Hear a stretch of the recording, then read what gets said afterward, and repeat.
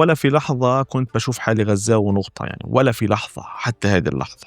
هل بتشوف أنه فعلا في مشاريع لفصل غزة وعزل غزة، مشاريع سياسية تم تطبيقها أو محاولة فرضها؟ التزامي الوطني تجاه الكل الفلسطيني بخليني خايف من الردة، خايف من بعض الآراء اللي بسمعها. ففي محاولة أمريكية إسرائيلية لتحييدك في قطاع غزة من كل الفعل السياسي، وأنت مش هتقدر تشتغل بالنمط العلني السابق. في جمهور بيعتبر حاله جمهور المقاومة، لكن هذا الجمهور بشجع اللعب الحلو. خلاص الفردي خلي بالك شفناه في غزة إحنا بالأيام الأولى، لما جزء من المجتمع المدني، جزء من بعض الكادر فضل يحمل حاله ويسافر.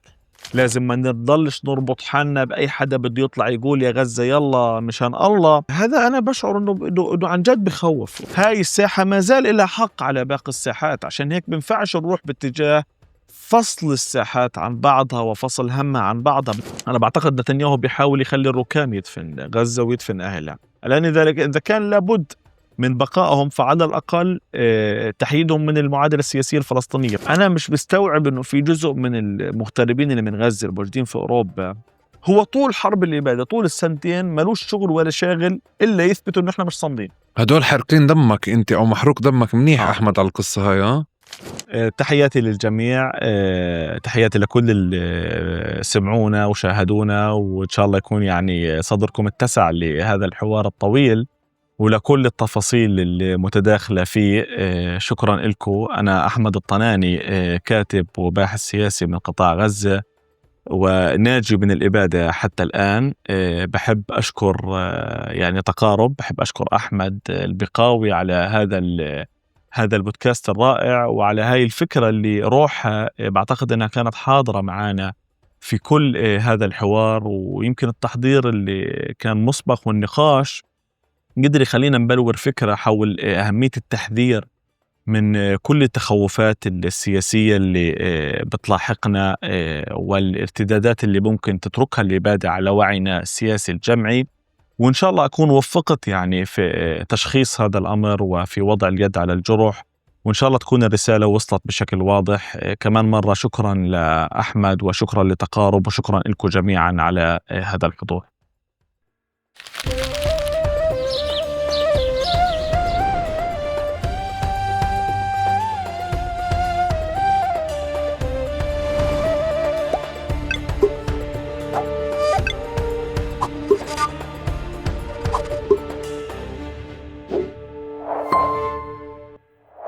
مرحبا وأهلا وسهلا فيكم في حلقة جديدة من بودكاست تقارب. معكم أنا أحمد البقاوي وضيفي لليوم العزيز أحمد الطناني.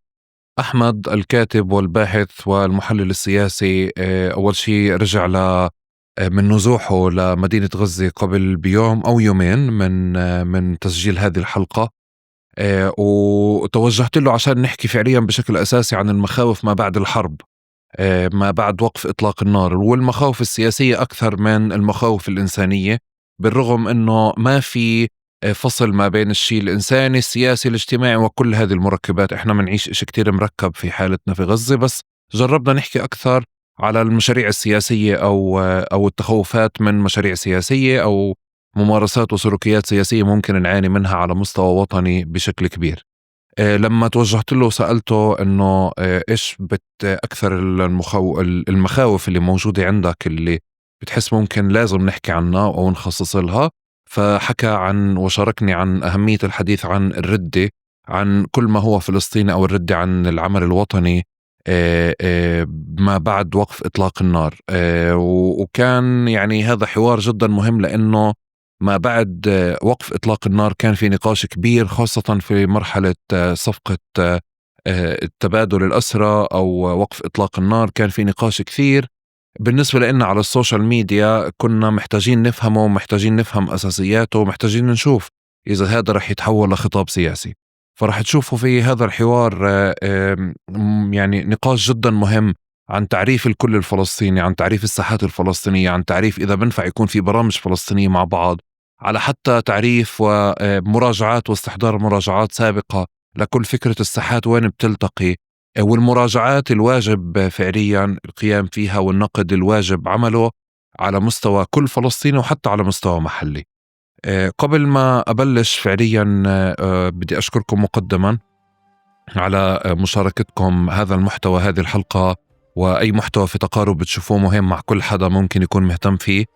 شكرا لاشتراككم في قناة اليوتيوب واشتراككم في قنوات الاستماع، وشكرا أيضا لمشاركتكم معنا أفكاركم، مواضيعكم، مقترحاتكم للمواضيع والأسئلة. تقارب بفضل هذه المشاركات تحديدا بتساعدونا يكون أقرب لإلكم وأقرب لبيوتكم دائما. وبدي أشكر بشكل خاص العزيز شادي الشرفة اللي اقترح علينا موضوع الحلقة بشكل أساسي، واقترح علينا العزيز أحمد الطناني، واللي بفضل كمان نقاشاتنا الأولية معه قدرنا كمان نعمل هذا الحوار وهذه الحلقة. وبهيك بنبدأ. احنا هذا يعني هاي أكثر حلقة صار فيها استعدادات اليوم. يعطيك العافية. تعرف لسه الواحد هيك عشان إلنا 2-3 وإحنا قاعدين بس منرتب فيها بنجهز اللي هو عن جد يعني خلاص بلشنا. مصدوم. مش الحال. يعطيك ألف عافية. أول إشي هنيك برجعتك بالسلامة. الله يسلمك يا رب. شو شعور العودة إلى غزة؟ والله بصراحة يعني يمكن الناس ما تنبسطش كتير، بس أنا يعني من النوع اللي لما قرطت بوادي غزة حسيت حالي يعني الهواء بلشت أحسه هيك هواء يعني هواء أليف، مع إنه الجو مش كتير ببسطك، لأنه أنت بتشوف حجم الدمار، وطبعا من طلعة لطلعة الدمار أكتر. ومع إنه المدة اللي طلعناها المرة هي مش كتير كبيرة، بس الدمار كان كتير كبير.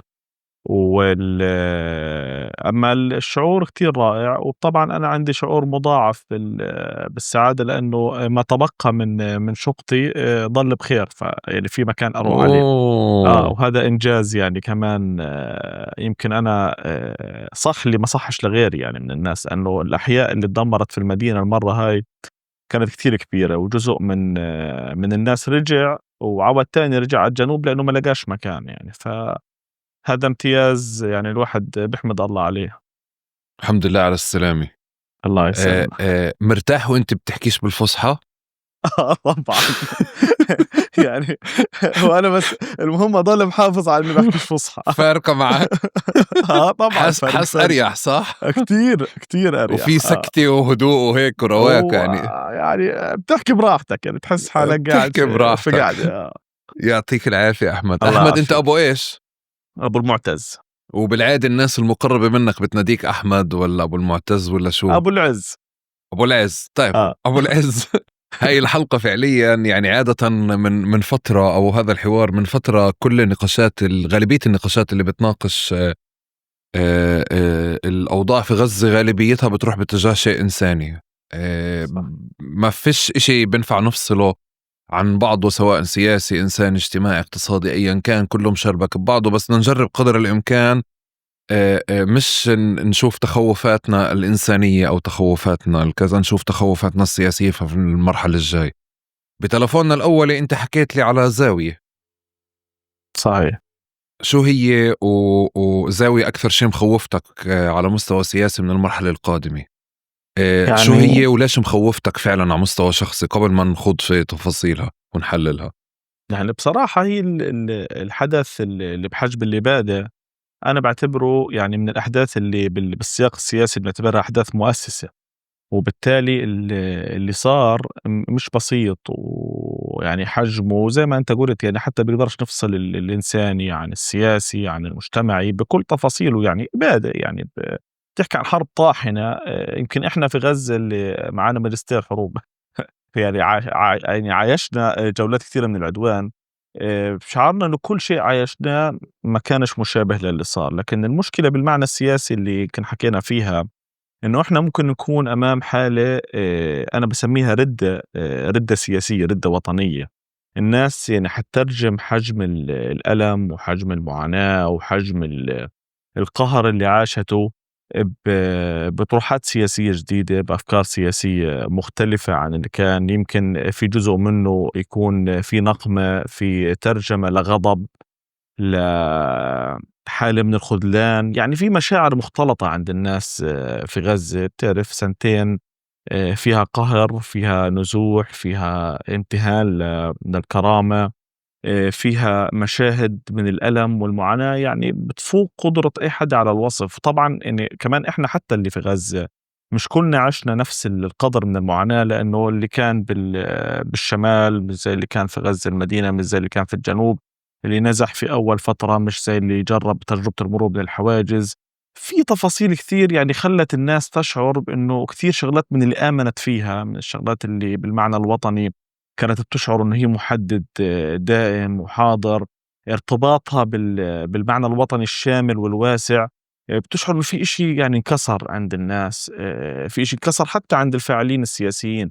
وأنا بضل أشبه إنه إحنا بمرحلة في حساسيتها ودقتها أشبه بالنكسة 67، لما كانت الناس والفلسطينيين معولين كثير على فكرة الجيوش العربية، وإنه تحرير فلسطين يعني قوسين أو أدنى، ومستحيل كيان زي إسرائيل يعني يقدر يعني يواجه كل هاي الدول العربية وهاي التجهيزات، وكل اللي كانوا في لهم نوع من أنواع الممارسة السياسية كانوا رابطين حالهم بالمراهنة على البعد القومي العالي. وصارت النكسة وصارت الهزيمة. هذا عمل ردة فعل عند كل الناس بما فيها العاملين في السياسة، وهاي ردة الفعل أدت لردة قومية خلينا نسميها، وأطلقت يعني المنطق أو الفصائل السياسية المعاصرة، وصارت الناس بتحكي بخطاب وطني أكثر، وإنه الفلسطيني هو اللي بده يحمل السلاح، وهو اللي بده يقاوم، وهو اللي بده يواجه حتى يستعيد حقوقه. اليوم عاد إحنا في غزة رايحين باتجاه ردة، أو أنا شاعر بخطر ردة أكثر، هي ردة وطنية. إنه الناس حتصير عندها نوع من العزوف عن الارتباط الوطني الواسع، وتصير تبحث أكثر على خيارات الخلاص الفردي وخيارات الأطروحات اللي لحد قبل سنتين كانت يمكن تعتبر نوع من الكفر الوطني. يعني النوع اللي من الأطروحات اللي بتنقبلش، زي فكرة والله إنه إحنا مش لازم نرتبط في أي حدا تاني، فيش إشي اسمه والله وحدة مصير للشعب الفلسطيني، لأنه الناس تركت لتواجه مصيرها في غزة لحالها. وهذا يمكن خلي بالك أنا بشعر أنه مش على قد الجمهور في غزة، كمان اللي شاهد الإبادة من برا، يعني بالحد الأدنى من مكونات الشعب الفلسطيني، سواء كان في الضفة في 48 في الخارج، وشاف أنه الناس تذبح على مدار سنتين وما فيش تفاعل حقيقي، كمان بشعر بينه وبين حاله بهذا هذا الانفصام. طب إحنا يعني كشعب مش مفروض أنه الناس يعني متكاملة مع بعض؟ مش مفروض إنه في نوع من وحدة المصير؟ مش مفروض إنه يعني مش منطق ولا عقلاني إنه الناس تضل تذبح، بينما الفعل الفلسطيني المساند والمتكامل هو فعل ضعيف وما ارتقاش لحجم الحدث، ويمكن شفنا تضامن من شعوب أخرى أعلى. حقيقة طبعا الموضوع له سياقاته الكثيرة، لكن بالمعنى العام هذا واقع في تفكير الناس. وصرنا بعدين بنسمع أطروحات عن خلاص فردي، أطروحات عن والله لازم نبلش بعديك نفكر في حالنا، لازم نفكر كيف الناس بدها تعيش، كيف الناس بتلتقط نفسها. وبعدك صرنا بنسمع أطروحات تانية العلاقة حتى مثلا بالمقاومة المسلحة، إنه يعني إحنا حتى لازم نفكر إنه خلاص يعني مش لازم نرجع نحكي بكفاح مسلح، لازم نحكي بأنه والله في قدرة على مواجهة إسرائيل بالقوة.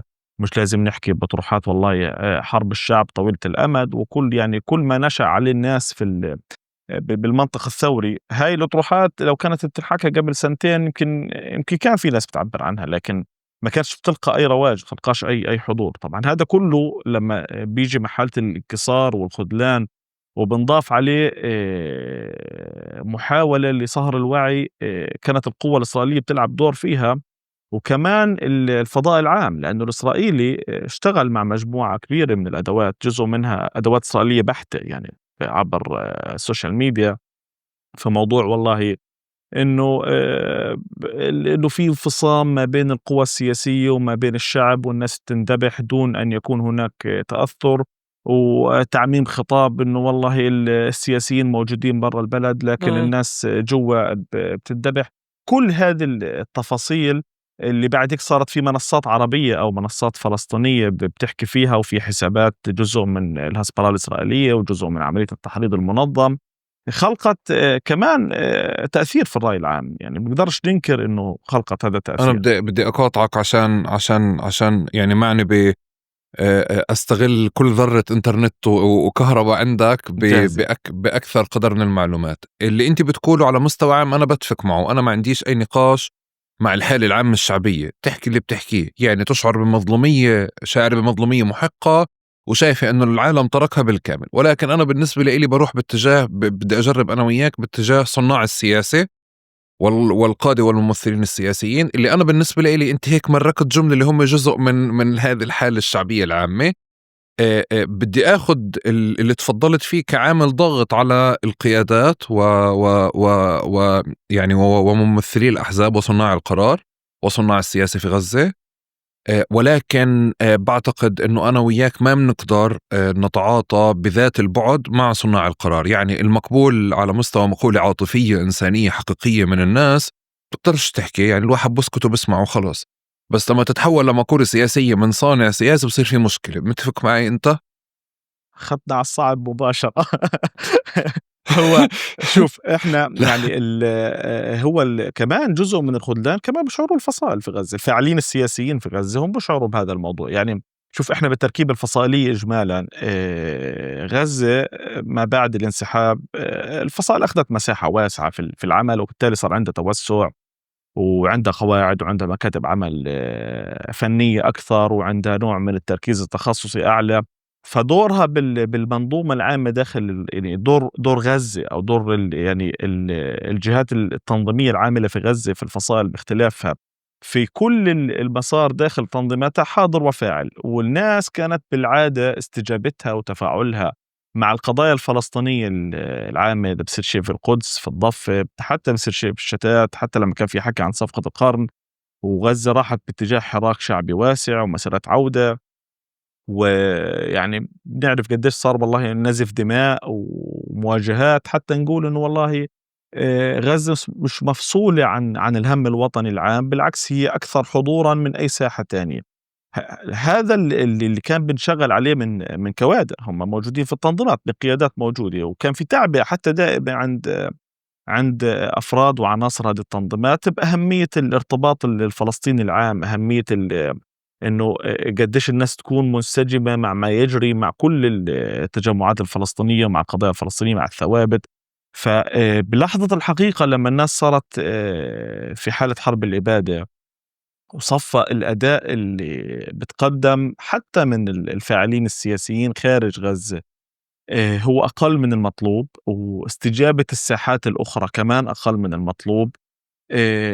بنكون نكذب على حالنا إذا قلنا هذا الموضوع مش حاضر صار ومش خالق نوع من ردة الفعل عند الكادر اللي بيشتغل بالعمل السياسي وموجود في غزة.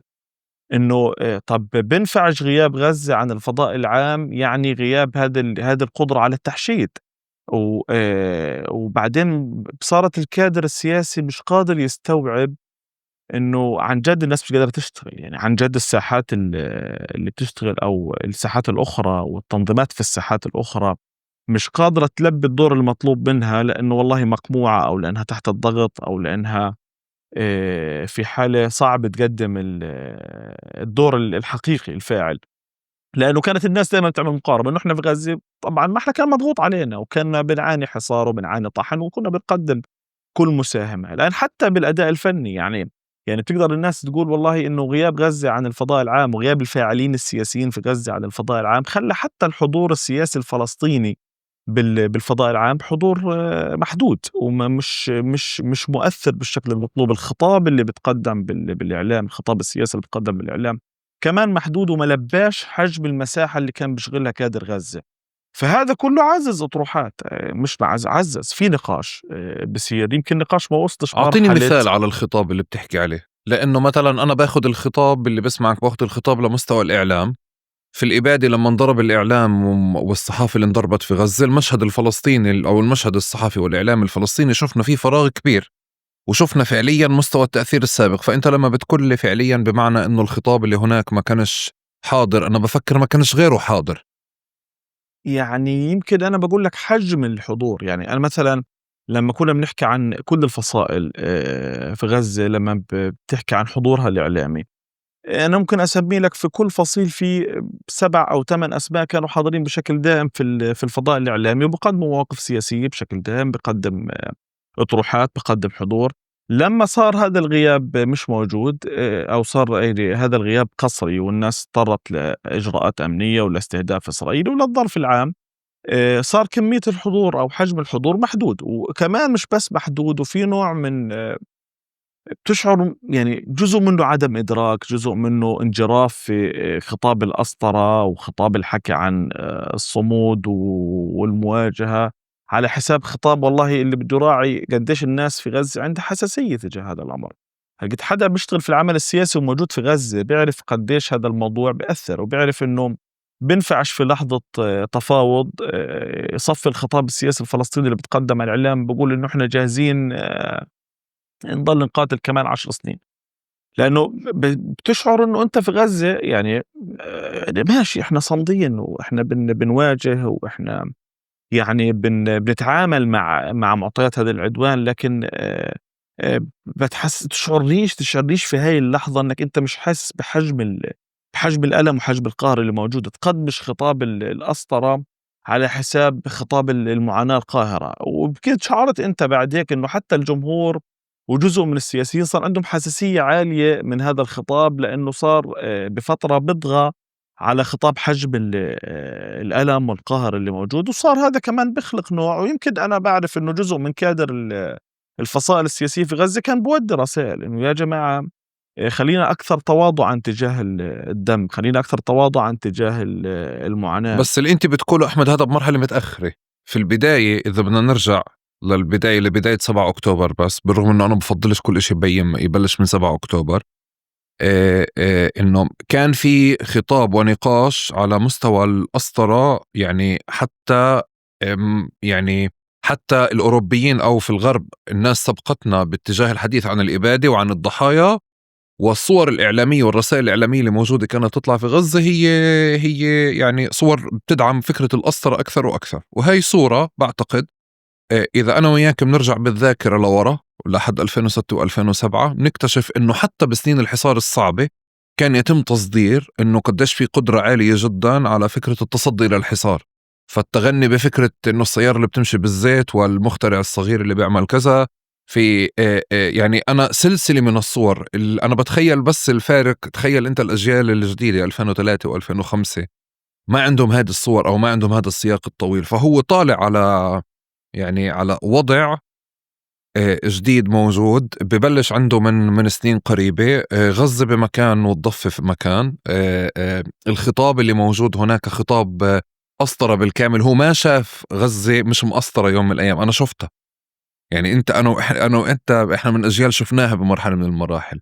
وبذات الوقت الخطاب اللي بيطلع طوال الوقت إنه توكل على الله، إحنا بخير وإحنا تمام. وإذا أنا وإنت بنرجع كمان بنلاقي حتى خطاب الإبادة تأخر قليلا. يعني خلينا بس إحنا يعني عشان ما نشتتش شوي، يعني هو في إشي مهم أنا بحب أثبته كمان. الناس في غزة جبارين، هذا شعب جبار بكل معنى الكلمة، وبعرفش ميزة ولا هي سلبية، لكن قدرته على التعامل مع حجم الضغط اللي مسلط عليه، وقدرته على إنه يوجد أساليب حياة. أنا بعتبرها جزء من حالة المقاومة اليومية، حالة المقاومة اللي الناس بتنفذها. يعني اللي شغل السيارة في 2006 على زيت القلي أو أيا كان، هو بتعايش مع أو بحاول يتغلب على واقع. يعني اليوم على سبيل المثال عشرات آلاف الطلاب اللي في غزة وبيحملوا أجهزتهم اللي بتوفر عنده جهاز وبصير يدور على مصدر إنترنت ومصدر كهرباء. هو بطل، يعني هو بطل بكل معنى الكلمة. لكن بينفعش نتعامل مع هاي البطولة إنه هي حاجة طبيعية وخلص، يعني عادي تصير هي مسار الحياة. يعني إحنا كمان يعني بدناش نقلل من حجم البطولة والعظمة اللي الناس تعملها. يعني أنا بشوف كل يوم مشاهد فيها محاولة من الناس للتغلب على كل تفصيلة قاهرة. يعني مثلا لما أنت بتيجي بتحكي عن ناس بتتابع دراسات عليا وبتنتج دراسات وهي موجودة في غزة في هذا الواقع، هذا فعل أسطوري. اللي صار يصنع سولار يعني محروقات من مخلفات موجودة في غزة، هذا فعل أسطوري. يعني هو الناس عن جد يعني بتعمل فعل أسطوري، لكن الإشكالية في التعاطي الخارجي مع هذا الفعل، إنه هو الطبيعي إنه عادي الناس تنسى شو يعني كهرب، شو يعني مي، شو يعني حياة. شو يعني حيط تركز عليها لأنه هو عايش في خيمة من سنتين. هو هان في إشكالية حقيقية، طب وفي إشكالية بس هون بعد هيك في الخطاب السياسي. خلينا بس أكمل، معلش تحملني. تمام. اتفضل. وفي إشكالية بعد هيك في الخطاب السياسي، إنه جزء من الخطاب السياسي اللي صار بتقدم، جزء منه كان في غزة أولا، بعدين صار بنحكى في الخارج، إنه هذا الشعب العظيم البطل اللي قادر يشتق كل هذه المسارات في الحياة، هو قادر يعني يتصدى لكل المخططات. صح، هذا الشعب قادر يتصدى لكل المخططات، بس ما ينفعش يصير إنه هاي نمط الحياة الطبيعي. ما ينفعش الناس إنها عايشة في الحصار من 2006، وبالتالي إذا إحنا بنحسن شوي في شروط الحصار فهذه حياة طبيعية. مش حياة طبيعية، والناس حقها تعيش حياتها الطبيعية. قد في مشكلة في الخطاب اللي كان بيصدر في غزة، صح، لأنه إحنا في غزة كمان كيف أقول لك يعني عندنا هاي السمة اللي من عزة النفس والصلابة اللي بتخلينا يعني ما نقدمش خطاب الحاجة على خطاب القدرة. يعني دائما احنا بنعزز فكرة انه احنا قادرين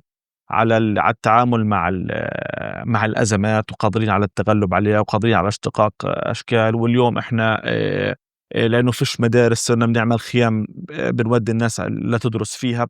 هي يعني يمكن جزء من تكوين الخطاب الغزاوي التقليدي اللي حاضر عند الناس موجود. بس يعني بينفع الغزاوي يحكي هيك، بس ما بينفعش اللي برا غزة يحكي. ما بينفعش اللي برا غزة يتعامل مع هذا، إنه هي طبيعتك، أنت غزاوي فطبيعي تعيش هيك. يعني طبيعي تضل تدفع ثمن، وإنك أنت حياتك اللي فيش فيها مقومات قد مقومات الحياة، أنت قادر تعيش معها كمان 10 سنين لأنك عشت في الحصار من 2006.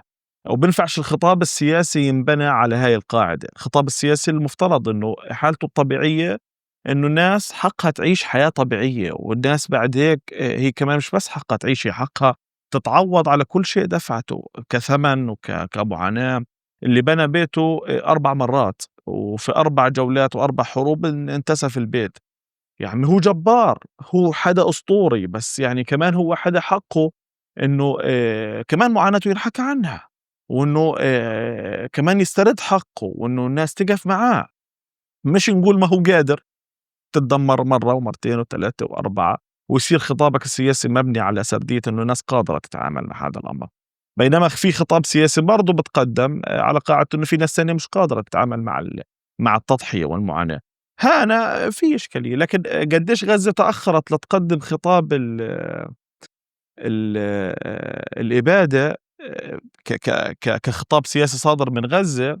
يمكن لأنك بتعيش معركة، لأنك أنت كنت فعليا بتعيش حالة تصدي لحرب قاهرة. وحتى قدرتك على التركيز في الخطاب، يعني بعتقد أصلا مش دور غزة كان يركز في هذا الخطاب قد ما هو دور الساحات الأخرى اللي مفترض إنها ساحات مكملة ورديفة، لأنه اللي في غزة كان بيعاني من كل شيء. يعني أنا مثلا إذا بدنا نرجع شوي، هو آخر حدا كان قادر يطلع من كل القوى السياسية في أي مقابلة على الإعلام أو يصدر موقف سياسي من غزة يمكن منتصف أكتوبر. بعد هيك صارت الناس بتأخذ تدابير أمنية أعلى وبتختفي. في جزء منها استهدف، في جزء منها أصيب، وفي جزء منها يعني اضطر يتحرك، وجزء لليوم مختفي، وفي جزء اضطر يطلع في التهدئة وبعد هيك استشهد لما الاحتلال انقلب على التهدئة. فبصير مش دور غزة تنتج هذا الخطاب بالمعنى المباشر قد ما هو دور المكون السياسي الكامل المتكامل اللي ما قدمش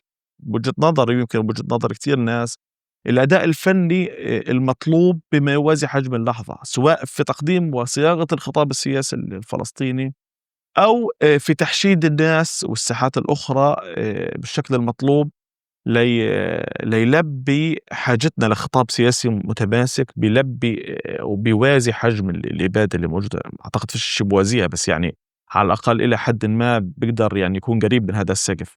الآن هذا النقاش يمكن ما أثيرش في كتير فصائل، يعني ما أثيرش داخليا، لكن أنا واثق تماما وجزء منه بعرف، يعني لأنه في تفاعل بينه وبين كثير ناس من العاملين بالعمل السياسي، هو حاضر في عقول الناس، حاضر بالنقاشات اللي بتصير في الزوايا والفصائل إجمالا، لأنه بتحب تحافظ على الصورة المتماسكة، بتقدمش هذا الخطاب علنا، وطبيعي إنه ما يتقدمش علنا. لكن بعتقد إنه مش راح يطول كثير النقاش الداخلي للتقييم، لأنه ينفعش يكون زي النعامة يعني بندفن راسنا في الرمل وبنشوفش الباقي. يعني هذا يعني وجهة نظري. أنا متفق معك كلياتها فيها، بس أنا بضل أرجع فعليا لصناع القرار. يعني بمعنى أنه في لحظة 7 أكتوبر يعني تختلف عن ما هو سابقها. كل اللي أنت تفضلت فيه وحكيته بعتقد بتفق معك فيه بالكامل عن ما قبل 7 أكتوبر، ولكن ما بعد 7 أكتوبر كان في احتكار لرواية المعركة بالكامل، بمعنى شو نحكي وشو ما نحكيش. وما بعتقد أنه في دور ساحات أخرى أنه هي تنشئ الخطاب أو تلحق وتواكب اللي بصير في غزة، لأنه كان في وضع أمني، كان في معركة شغالة، وكمان كان في وضع أمني من الصعب يخليك تتوقع شو بدك تعمل. إذا المفاوضين كانوا بتأخروا بأنهم يحصلوا على إجابة من صناع القرار لما كانوا فعليا متمركزين في غزة. بس بذات الوقت أحمد، أنا لما بستند على خطاب الإبادة وخطاب البطولة والأسطرة، بعتقد مثلا إذا بدنا نروح باتجاه فرضا يعني القناة الأكبر في تغطية الإبادة، قناة الجزيرة. إذا إحنا بدنا نشوف فعليا الوجوه اللي موجودة سواء كانت في الكواليس في الإدارة التحريرية أو على مستوى محللين أو النشطاء اللي كانوا بيطلعوا على إنهم محللين، هم كانوا بيصدروا الخطاب هذا هو خطاب الأسطرة. فأنا من هون باجي بفكر إنه يعني بحاول أفرق حتى أنا وياك ما بين إنه كان في خطاب أصلا، في قرار سياسي، في خطاب سياسي بقرار بدنا نحكي هذا الحديث وبدنا نحافظ على هذه الصورة طوال الوقت، أكتر من فكرة إنه في فوارق بساحات وهيك. وأنا برجع مرة تانية يعني بقول لك إنه ما عندي أي نقاش على فكرة إنه شخص في غزة أو شخص برا، بس أنا وياك ماسك صانع قرار داخل قناة تلفزيونية بسمع من صانع قرار داخل التنظيم الفلاني، وبناء وببثوا خطاب محدد أو متفق عليه أو رسائل محددة. هون أنا بقدر أمسك وأحكي لك إنه أنا وإنت كان في خطاب في أسطرة في البداية واستمر لفترة طويلة فعليا، وتأخرت حتى فكرة الحديث عن يعني وضع الإبادة على الطاولة عشان نحكي عليه. أنا هذا اللي كنت بس بحاول يعني أقوله أكثر من شيء تاني. إذا بتسمح لي أرجع ما قبل 7 أكتوبر، لأنه في تاريخ. يعني إحنا لما تيجي تسأل التنظيمات الفلسطينية كلها تاريخيا في ساحات وفي محطات وفي مناطق، شو بتستحضر من هذا التاريخ عشان تخلينا نفهم تركيبة الأحزاب اللي دائما أصلا كان فيها شيء اسمه غزة وشيء اسمه الضفة أو شيء اسمه الخارج بشكل أو بآخر؟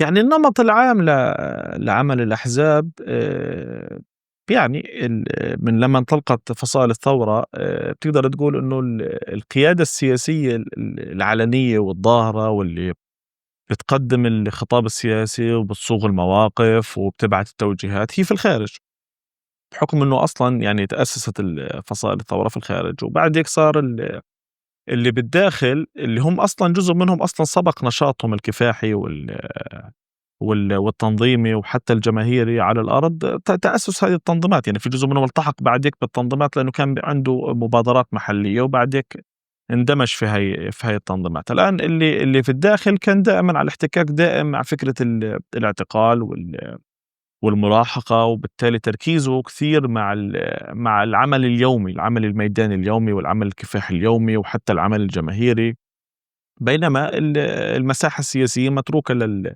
للقيادة اللي موجودة بالخارج، اللي هي يعني لحد آه، أوسلو تقريبا هي الصورة الوحيدة للقيادة الفلسطينية أو لقيادة الفصائل الفلسطينية.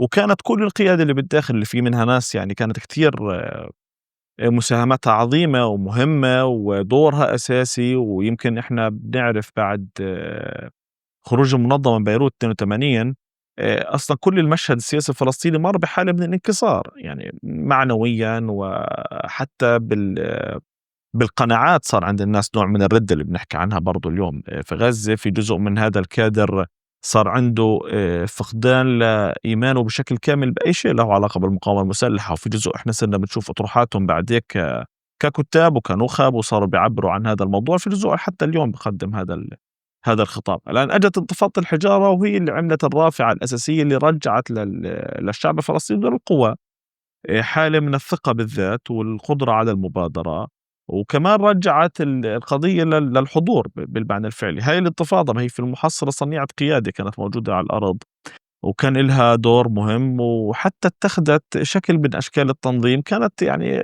كثير متميزة.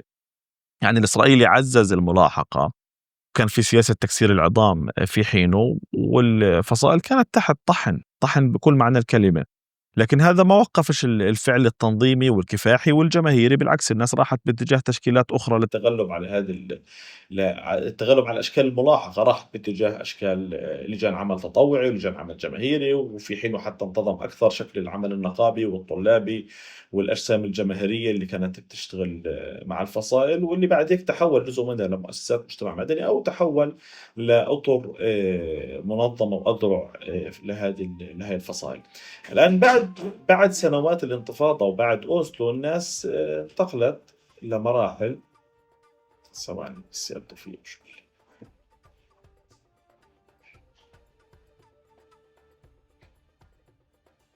لا كمل انا وياك، احنا هون مسجلين. هو باك اب، هو دعم. هو اللي قال هو لي حكى لك وقف. هو اللي قال لي وقف. طيب لا. نرجع نكمل. بعد أوسلو صار في عودة لجزء من القيادة السياسية في الخارج، وصار يعني في نوع من المساحة النسبية للتعبيرات السياسية داخل الأراضي المحتلة. بهاي اللحظة احنا يمكن عشنا مرحلة انتقالية للي بتابع بشكل أكثر، ونوع من الاشتباك الناعم ما بين القيادة التقليدية والقيادة الناشئة، اللي يعني كانت قيادة بالسجون، قيادة بالانتفاضة، قيادة مطاردة. وجزء منها صار يعني محاولة الدمج ما بين القيادة اللي أجت من الخارج والقيادة الموجودة، أو يعني في حالات تانية زي حالة حماس على سبيل المثال كان في تشكيل للمكتب السياسي في الخارج، بينما الشيخ أحمد ياسين كان موجود في غزة. وحالة المزاوجة التنظيمية أنا أعتقد لحد استشهاد الشيخ أحمد ما كانش في صيغة واضحة ما بين المكتب السياسي وما بين الشيخ أحمد ياسين كأب روحي لقيادة الحركة، لأنه تنظيميا كان مفترض أنه صاحب القرار السياسي في حركة حماس المكتب السياسي، بينما الشيخ أحمد كان رأس الحركة. فالصيغة هاي لا أعتقد أنها انتظمت أساسا. يعني كان في نوع من التفاهم الناعم ما بين خالد مشعل والمكتب السياسي وما بين القيادة الروحية للحركة اللي كانت تمثلها بالشيخ أحمد ياسين والمجموعة اللي معه. بتنظيمات أخرى زي الجبهة الشعبية وفتح نشأ فكرة القيادة اللي أجت من الخارج مع القيادة الموجودة في الأرض المحتلة. في جزء منها راح باتجاه أنه في كادر ترك العمل أساسا وكادر ضل في العمل، وبعدين صار في نوع من الدمج التدريجي، لكن خلق فروقات مش ما خلقش فروقات. لأنه كمان يعني أنا على الأقل من نقاشي مع بعض الكوادر القديمة كانت الناس بتقول إنه إحنا كوادر تربينا في السجن، فما كانش عندنا هاي الخبرة في العمل السياسي العلني في الحكي مع وسائل الإعلام وغيره. فلما أجت قيادة من الخارج عندها خبرة سنوات في العمل السياسي والدبلوماسي والعلاقات الوطنية، حسينا حالنا إنه يعني بنضيع في المشهد، مش قادرين نلاحق هذا الحجم من الاحترافية. وخلق هذا النوع من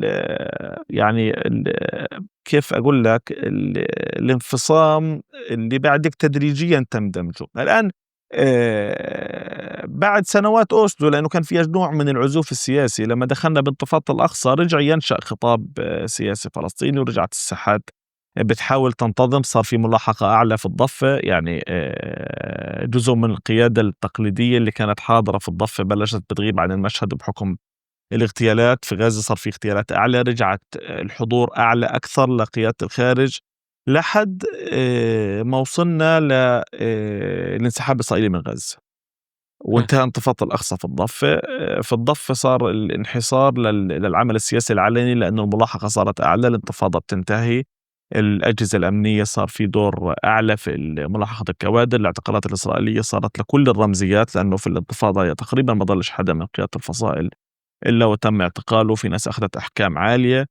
بينما في غزة بعد 2005 الناس صارت تأخذ مساحة أوسع، لأنه فيش احتلال، فيش استهداف لحظي، في مساحة للعمل الحزبي الواسع، في مساحة للعمل العلني. هو كانت في غزة في حضور علني سابق، لكن مع الانسحاب صار في مساحة أكثر، وبالتالي صار في مجال للفصائل إنه يكون عندها قواعد أوسع ويكون عندها عضوية أعلى. وهذا انعكس حتى على الأوزان القيادية، لأنه صفت هو بالأحزاب بالغالب في نسبة وتناسب بالوزن ما بين عدد العضوية وما بين التمثيل كل ساحة بالهيئات القيادية، وبالتالي صفى في قيادة سياسية أكثر حضورا في غزة. هذا كمان خلق نوع من برضو الاشتباك الناعم ما بين القيادة التقليدية اللي حاضرة وموجودة في الخارج، وما بين القيادة اللي بتنشأ قاعدة في مساحة فيها عمل علني، فيها قدرة للفصال على التحشيد بالآلاف، وتقديم خطاب سياسي. وفي نوع من الشعور الدائم كان عند كادر غزة السياسي إنه يعني هو كادر أشبه بكادر تجديدي، يعني بيقدم خطاب أكثر جرأة، أعلى سقفًا، وفي نفس الوقت خطاب مش من منابر سياسية فقط، هو من منابر سياسية وجماهيرية، لأنه الناس لمّا كانت بتحشد عشرات الآلاف في الساحات، وكلنا أكيد بنتذكر الكتيبة الحمراء والخضراء والصفراء والانطلاقات هاي. فهاي القيادة اللي كانت بتطلع بتخطب في هذا الكم من الجمهور وهذا الكم من المؤيدين، بالطبيعة صارت بتشوف حالها إنها يعني تستحق حضور أكثر في داخل تنظيماتها بالمعنى المركزي، يعني بالقيادة المركزية. وفي جزء من الفصائل أدخل تعديلات فيما بعد على تركيبته القيادية، وصفى حضور غزة في المشهد السياسي أعلى. حماس صار في رئيس للمكتب السياسي من غزة، الجبهة الشعبية مؤخرا صار في نائب للأمين العام من غزة. هذا الحضور صار مؤثر، صار فاعل، لكن ما كانش يعني مرتبط بحالة، كيف أقدر أقول لك إياها، حالة صحية كاملة. لأنه يعني هذا التعديل أو هذا التغير في الموازين هو ارتبط بأنه في عند غزة مساحة أعلى لل للتجنيد، ولأنها يكون عندها مناصرين ويكون عندها أعضاء حزبيين أكثر. بينما الساحات التانية التضييق صار أعلى. يعني لما بنحكي عن مخيمات الشتات، الحالة في مخيمات الشتات هي أصلا فيها نوع من الترهل، لكن مع ما نتج في داخل تحولات في الأنظمة وفي حالة الضغط على المساحة السياسية المتاحة أمام الفصائل، وبعد هيك انعكاسات أزمات كبرى زي مثلا الأزمة السورية وانعكاسات على المخيمات في سوريا، وقديش المخيمات هاي هويتها تبددت وبطلت حاضرة وبطل فعلها السياسي في مجال يكون حاضر. وحتى القيادة السياسية اللي كانت موجودة في ساحة زي ساحة سوريا اللي كانت ساحة مهمة عند كتير فصائل بطلت موجودة وبطلت حاضرة، اضطرت للانتقال لدول تانية. في الدول الأخرى ما كانش معهم مساحة لتعبير سياسي واضح. بينما في الضفة بنعرف إحنا أنه حالة الملاحقة كانت هي الطاغية، وحتى لما بكون في قيادة سياسية وهي موجودة عند غالبية التنظيمات، في قيادة مش قادرة تمارس الدور القيادي بالمعنى العلني، يعني لا قادرة تكون جزء من الصورة ولا الخطاب. فهاي التركيبة يعني إجمالا. أوكي. أنت بس بعدك هون رابط الإشي ماسك لحد 2005 اللي هو الانسحاب، صح؟ ما بعد 2005 وصولا لما قبل الطوفان. أوكي. إذا بدي أمسك فعليا بمحطات، لأنه 2005 هي فعليا كيف تفضلت أنت فيها، في إعادة تشكيل لهذا المشهد صارت بعد الانتخابات وبعد الحسم أو الانقلاب أو أحداث الانقسام، كيف ما بدك تسميها. هذه المرحلة بعتقد هي إعادة تشكيل الساحات من أول وجديد، وإعادة تشكيل حتى الأطر والكيانات الداخلية داخل غزة، وعززت شيء مركزية فعليا غزة داخل التنظيمات ككل، وحتى على مستوى المشهد الفلسطيني، بمعنى صار في ثقل موجود لا يمكن تجاوزه على الإطلاق. بنفع أقول هيك؟ متفق معك يعني، بس مش 100%. يعني في المركزية الأمر لسه يعني في كتير هيئات قيادية لم يحسم تماما. يعني الناس مثلا في الوزن الكل كان مجمع على مركزية غزة، وهي غزة فرضته بحكم وزنها. لكن بمستوى منظومات صنع القرار لا. يعني مثلا حضور القيادة في غزة في المكاتب السياسية بعتقد مر في مراحل. يعني مش من 2005 مباشرة صارت الناس قدرت تأخذ هاي المساحة السياسية، لكن يمكن من 2014 2015 ما بعد 2015 صفى الحضور السياسي في غزة هو كمان أكثر الساحات مركزية في توجيه يعني الموقف السياسي إلى حد ما. أوكي. طب أحمد، بدي أسألك إشي هيك، هذا مش سياسي، يعني بنفع ما تجاوبنيش يا بصوابية سياسية، يعني نفكر فيه مع بعض. أحيانا بشعر فعليا أنه في يعني جانب من مقولاتنا السياسية هي طالعة من مكابرة. يمكن الطوفان ويمكن 7 أكتوبر والإبادة فرضت علينا واقع أنه الإسرائيليين نجحوا في أنهم يعزلوا مناطق التواجد الفلسطيني عن بعض، وأخضعوا كل منطقة لمجموعة من سياسات القمع وسياسات فعليا يعني سياسات ممنهجة اللي خلت يعني كل تجمع فلسطيني موجود، زي ما احنا بنحكي عن الفلسطينيين اللي موجودين في الأردن بيختلفوا عن سوريا بيختلفوا عن لبنان، في حقيقة مرة أو في ادعاء مر يعني أيا كان، إنه إحنا كمان داخل فلسطين مثل ما في فارق كنا نشوفه دائما بين الضفة غزة والقدس، شوي كنا نضمها مع بعض مع ال48. اليوم إحنا بنحكي إنه في عنا القدس لحال، غزة لحال، الضفة لحال، وال48 لحال. وبعتقد إنه جزء من تحليلنا لما منتجاوز هذا الاشي أو منضل نكابر، خاصة اللي هو يعني شقي الوطن وأرض واحدة ووطن واحد وكل هذا الحديث الشاعري، بخلينا نتجاوز حقيقة إنه عن جد جماعة صار في فوارق، خاصة بعد سنين الحصار اللي مرقت فيها غزة ثم المعارك المتتالية. وبعتقد سنين الحصار تحديدا الأولى يعني هي اللي خلقت عززت يمكن هذا الشعور، وتدريجيا مع الحرب ورا الثانية صار أكثر وأكثر. شو رأيك؟ إذا بدك وجهة نظري يعني الفوارق موجودة، هذا أمر واقع صحيح.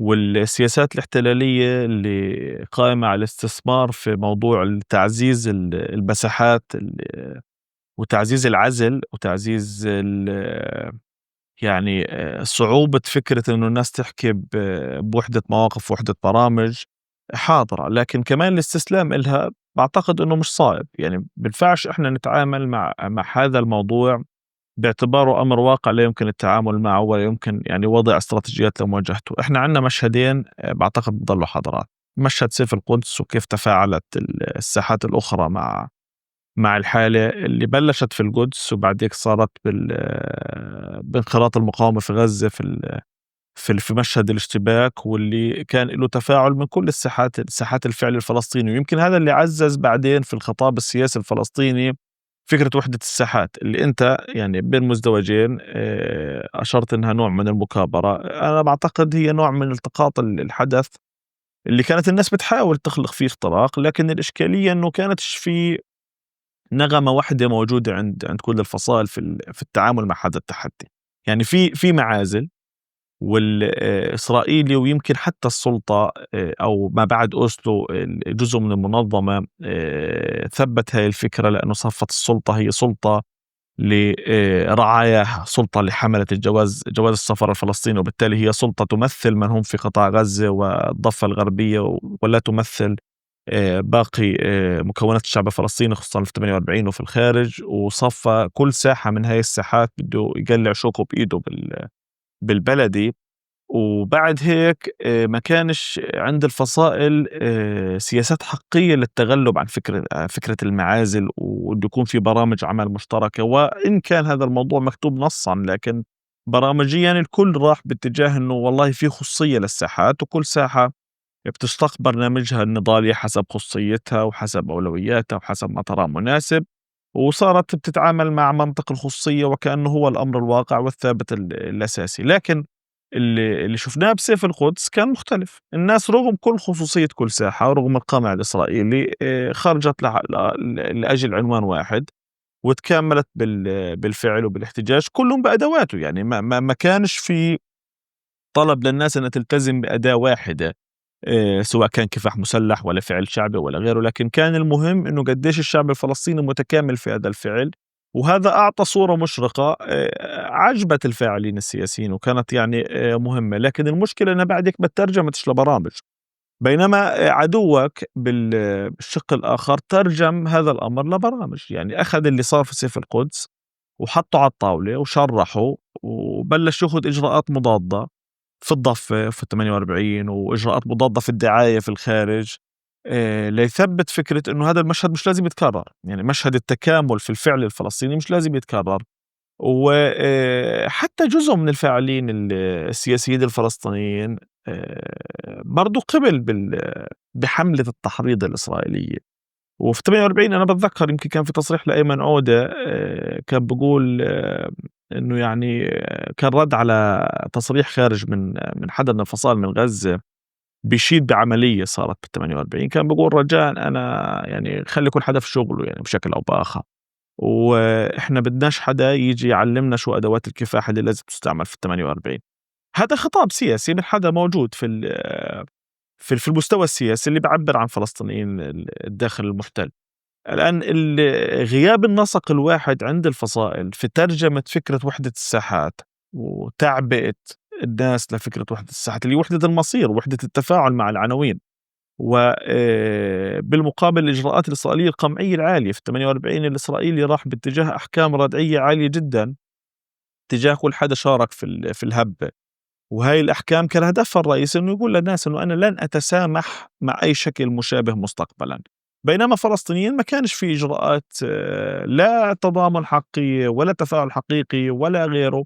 والفصائل في غزة حاولت تعمل لجنة مساندة الداخل المحتل ونفذوا شوية فعاليات، لكن بالأثر ما كانش في أثر حقيقي. والجانب الثاني في مشكلة كانت عند كل الفاعلين السياسيين، الاعتقاد أنه في قدرة على تعبئة الساحات الأخرى عبر وسائل الإعلام، عبر السوشيال ميديا، عبر خطاب سياسي موجه عبر الإعلام دون أدوات تنظيمية حقيقية.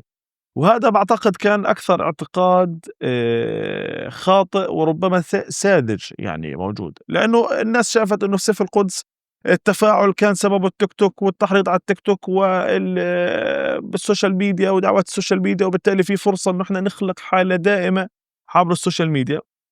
هذا مش دقيق. ما فيش مجال لتنظيم حالة ثورية وحالة اشتباك ومواجهة حقيقية عبر أدوات التواصل عن بعد بدون أدوات تنظيمية حقيقية. الآن طب ليش الناس راحت لهذا الخيار؟ يمكن لأنه في نوع من الإقرار الضمني أنه الأدوات التنظيمية الحاضرة في هاي الساحات مش قادرة إما بسبب القمع، مش قادرة إما بسبب القبول بالسقف اللي موجود، أو لأنها دجنت بشكل أو بآخر، يعني صارت مردوعة بين مزدوجين بشكل أو بآخر، سواء كان هذا في الضفة أو في 48 أو في الخارج، وما صارش في إمكانية لإحنا نوازي هذا الأمر. عشان هيك إذا بترجع شوي بالذاكرة، حتى في حينه كان يعني كل حالة من الاشتباك في الضفة كانت تأخذ اهتمام عالي جدا بالإعلام وبتركز عليها، ويمكن انعمل عليها كمان خطابات أسطرة بشكل أو بآخر بأنه هاي الحالة هي القادرة أنها تعمل تغيير في المعادلة وتغيير في الموازين. بينما التجربة بتقول أنه أي حالة بدون حاضنة شعبية حقيقية مشتبكة معها ومتفاعلة مع حالة الاشتباك تبعها بالأدق وحضناها وجاهزة تأمن لها كل ما يلزم، مش قادرة على الصمود. وهذا يمكن صار بعد هيك في تجارب الكتائب في شمال الضفة، لأنه بالمحصلة لأنها كانت يعني في قوة حاولت تتسلح، حاولت تخلق نوع من الاشتباك الدائم، لكن ما كانش في موازاة جماهيرية حقيقية لهاي القوة ولهاي المحاولة، وما كانش في تفاعل حقيقي معها من الحاضنة الشعبية. ويمكن في حواضن شعبية تانية كان تفاعلها سلبي معها، لأنه الإسرائيلي صار بيعمل عقوبات جماعية وبيعمل حالات من الإغلاق والحصار ومنع العمال، وبالتالي ما كانش بالمقابل في قدرة أنك توازي الإجراءات الإسرائيلية، فصار حتى في نوع من النفور المجتمعي من بعض هاي الحالات. طبعا هذا كله برجع لعنوان أساسي، أنه ما فيش أدوات تنظيمية حقيقية قادرة تترجم الشعارات الكبيرة اللي بترتفع لبرامج عمل على الأرض، ولا حتى تشتق منها برامج عمل صغيرة بمهمات صغيرة قليلة تراكم عليها تدريجيا لتوقف الإجراءات الإسرائيلية اللي بخدها. هذا الكلام موجود في المخيمات في الخارج، موجود في الضفة، وموجود في 48، وفي صور عنه صعبة.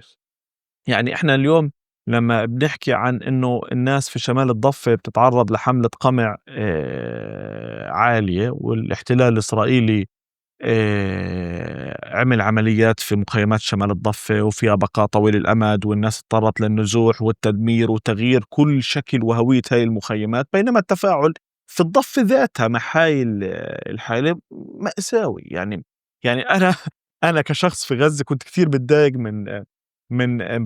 من مستوى التفاعل اللي موجود في الضفة مع حالة الإبادة في غزة. لما شفت اللي بيصير في شمال الضفة وقديش المدن التانية تفاعلها مع هذا الأمر محدود، صرت بقول مش عارف يعني. أنا هذا جاي أحكي لك إياه فعليا، خاصة أنت لما حكيت على الأسطرة في الضفة. يعني في إشي منحب حتى اللحظة، وعندي مشكلة أحمد عن جد إنه إحنا نضل واقفين نذكر ونذكر إنه كان في شيء بسيف القدس ونقرأه زي ما إحنا بنحب اليوم نقرأه. إحنا على مدار هدول السنتين تبين إنه قراءتنا أصلا للي صار في سيف القدس كان خاطئ. يعني على مستوى تحركات الناس في الأردن تبين إنه هذه مش الناس اللي عند الناس اللي نزلت على المظاهرات على سبيل المثال أو نظمت المظاهرات هذه المرة في الأردن، مش هي نفسها اللي كان عندها القدرة إنه تنزل الناس على الحدود بمرحلة سابقة يعني. فتبين بقصد في أكثر من فارق بهذا الموضوع. وبعتقد قضية الأسطرة هي مشكلة، لأنه إذا بدي أرجع للحالة تبعت كتيبة جنين وكمان الحالة تبعت عرين الأسود، إحنا وصلنا لمحل يعني الشباب وصلوا لمحل معلقين. يعني على مستوى الخطاب، أنت عارف شو معنى عرين الأسود على التليجرام؟ الشعب الفلسطيني كله قاعد بستنى بمجموعة من الشباب الصادقين اللي بدهم يعطوا بكل صدق يعني وبكل أمانة، وبيحاولوا يعملوا إشي في هذا العدم اللي عايشينه، وشعبنا وفصائلنا حطت حملها عليهم. فأنت فعليا بتصير تشوف الأسطرة هون بقرار. هذا مرة تاني أنا برجع فيه إنه بمعنى هديك الحالات اللي موجودة كمجموعة من الشباب اللي جربت وعملت ودائما موجودين، تم إمدادهم بالمال وتم إمدادهم ودعمهم باللوجستيات ليخلقوا هذه الحالة أكثر وأكثر. وعلى مستوى الخطاب الإعلامي أنت أسطرتهم لما تفاجأت فعليا أنه هم مش قادرين يحموا المخيم اللي موجودين فيه أو يتمركزوا. صار في صدمة بفهمها عندي وعندك، بس عند صانع القرار كتير غريب أحمد أنه كل مرة بنصدمه.